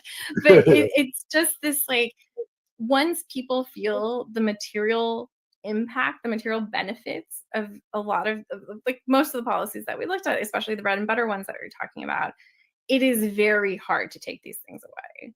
And it doesn't mean that people won't try, as we just talked about with the NHS. And it doesn't mean you can't stop fighting to keep them. There are all of these, like, activist groups in the UK, for example, that are constantly just trying. Like, there's a group called Keep Our NHS Public. It's just like a really basic idea. Like, it's public, it's publicly owned. Don't let it be privatized, right? Or roll back privatization. But the fact that these groups exist in the first place is a great example of how popular policies can be once people feel them. Yeah, and So I want to just kind of like the last couple minutes of our time together, I want to just kind of broaden out the view to what think about a little bit more generally about what the value is of being able to point to these things. Like so one thing I think really concretely, right? Like I would just say, like, certainly the audience for this show, like, mostly it's made up of people who already love all these ideas, right? But like they have a but I think one, I mean, honestly, I think this is like, if you have like a friend, a family member who's like a little bit skeptical, right? When they kind of hear a lot of like lefty British kind of rhetoric about reforms we could have in the U.S. I think it was like that was a great book to give them, right? And be like, hey, check it out, right? It's like it makes it feel very like real and vivid in a way that's really helpful, right? And I'd also just kind of generally say, from my perspective, this is even with people who like who might watch this, who might have this sort of opposite concern about this, like, okay, this is all like, isn't this all sort of limited tinkering with with fundamentally flawed and unjust economic system, whatever, that that this like none of the things that are being described here are nearly ambitiously radical enough. I'd say I I'm not. Yeah, again, I can't claim credit for this. I'm stealing this from my friend Matt McManus. He had this book review that came out last week of Pell Dagsted's book Nordic Socialism, where he has this nice line in there where he says, "Look, if I wanted to colonize Mars, and I wouldn't poo-poo learning from spaceships that had at least gotten us to the moon, right? This would be this would be something that like this would be a good thing to learn from, like a good thing to a good starting point to build on and improve on. And I mean, in some ways, at the I guess to extend the metaphor and make it a bit cheesy, right? I mean, this is a tour of some really interesting moons that, like, we've already found ways to make it to. Yeah, I actually expected, being on the US left myself, I actually expected more people to be like, this isn't radical enough. Yeah, But I've been kind of pleasantly surprised that people saw the point of the book, which you're describing, which is just like, we have to start somewhere. I mean, if we could start with universal healthcare, that would be incredible. I mean, that's already a big somewhere, right? But the point was to kind of show that other places, despite having imperfect policies, have gotten further, and that we could make them better ourselves in the states if we wanted to. But also, I think Robbie Nelson from DSA, he has this idea of like engines of solidarity, that if you start to have these very popular policies, popular programs that a lot of us from very different ideological standpoints can get behind, you start to kind of move towards an inexorable direction. And I'm really hoping that that's what we can do with policies like this, that if people start to feel the benefits of paid parental leave, or again, big one, universal health care, that maybe they'll come around to some of the other ideas as well. Like I'm passionate about all of the policies that I chose to look at, but I expect people to read this and say, well, I was interested in renewable energy, but I don't really care about paid parental leave, or I don't really, I'm not really sure we can have universal healthcare, and at least hopefully stay for one more chapter. And I think that that's another way that we also build coalitions, is that, like, we're not going to agree on everything. It's just impossible. But if we can agree on a few somethings and work on those together, we could have a much better place to live, just starting there. Yeah, absolutely. And yeah, I mean, I think for I think from the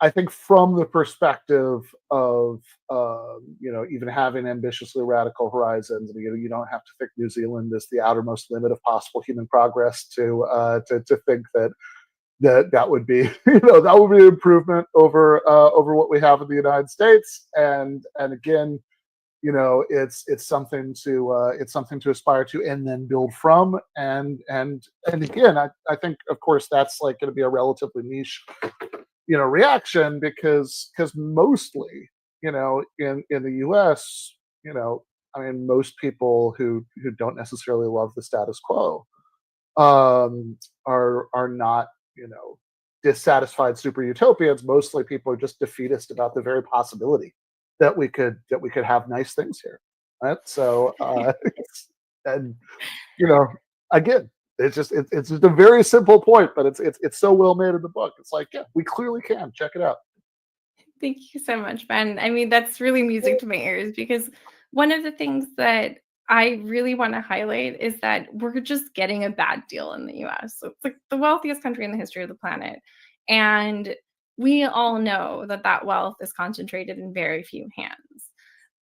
And I just want us to push past this idea, obviously we need a more progressive tax system. Obviously we need, checks on corporate power. We need to get big money out of politics in general. There are like so many different things that we need to do, but we can do them, I think, collectively. And especially when I think about the more universal programs in this book, I think about how universal programs can really build solidarity, in that they make that the material reality that we're all in this together feel very real. If we all have to send our kids to the same school, if we all have to go to the same hospitals, if we all have to depend on these programs together, we will all collectively ensure that they are working and that they stay put.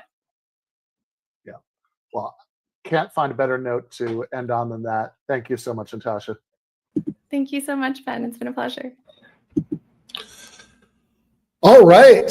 That again was Natasha Hakimi Zapata, and her book is This Thing, Another World is Possible, Lessons for America from Around the Globe. We have a link down below where you can get a copy of your very own. And yeah, I would recommend that people do that.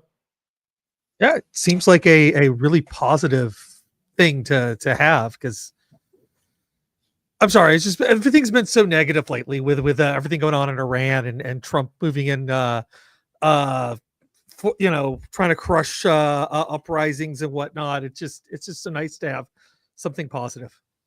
Yeah, absolutely. And I think you need to have something positive. But so this is really good. I think this is the so this is giving people the thing that I think they don't have enough of on the American left, this sort of nurturing sense of hope. But having fed everybody their vegetables, now, we can have some Twinkies. So we're going to go to the post game, where we're going to be joined by friend Ethan from the Confronting Capital channel. And we are going to watch a bit more of Jordan Peterson's conversation with 20 atheists. We've been watching it in the last two post games. I think we got two atheists done each of those two, so we might be watching this for a bit.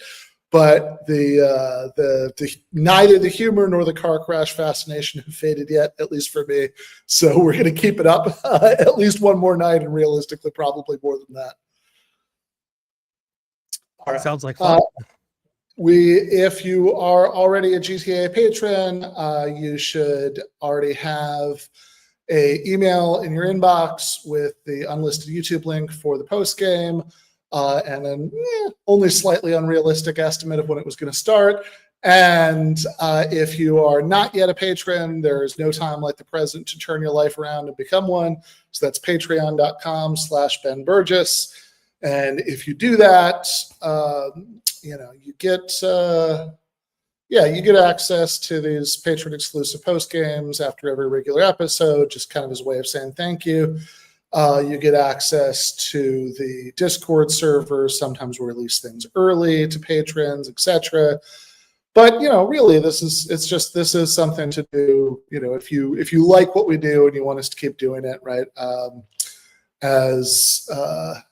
My good friend and neighbor on Podcast Street, Jason Miles, says I've seen him take to describing this as listener-supported content, which I don't know if I can get that to roll off my tongue very easily. It sounds a little bit too much like NPR, but it is, Don't right? even have the tote bags. All right. We will get on the GTA tote bags, but meanwhile, we are going to be in the post game for patrons in just a minute. Left is best.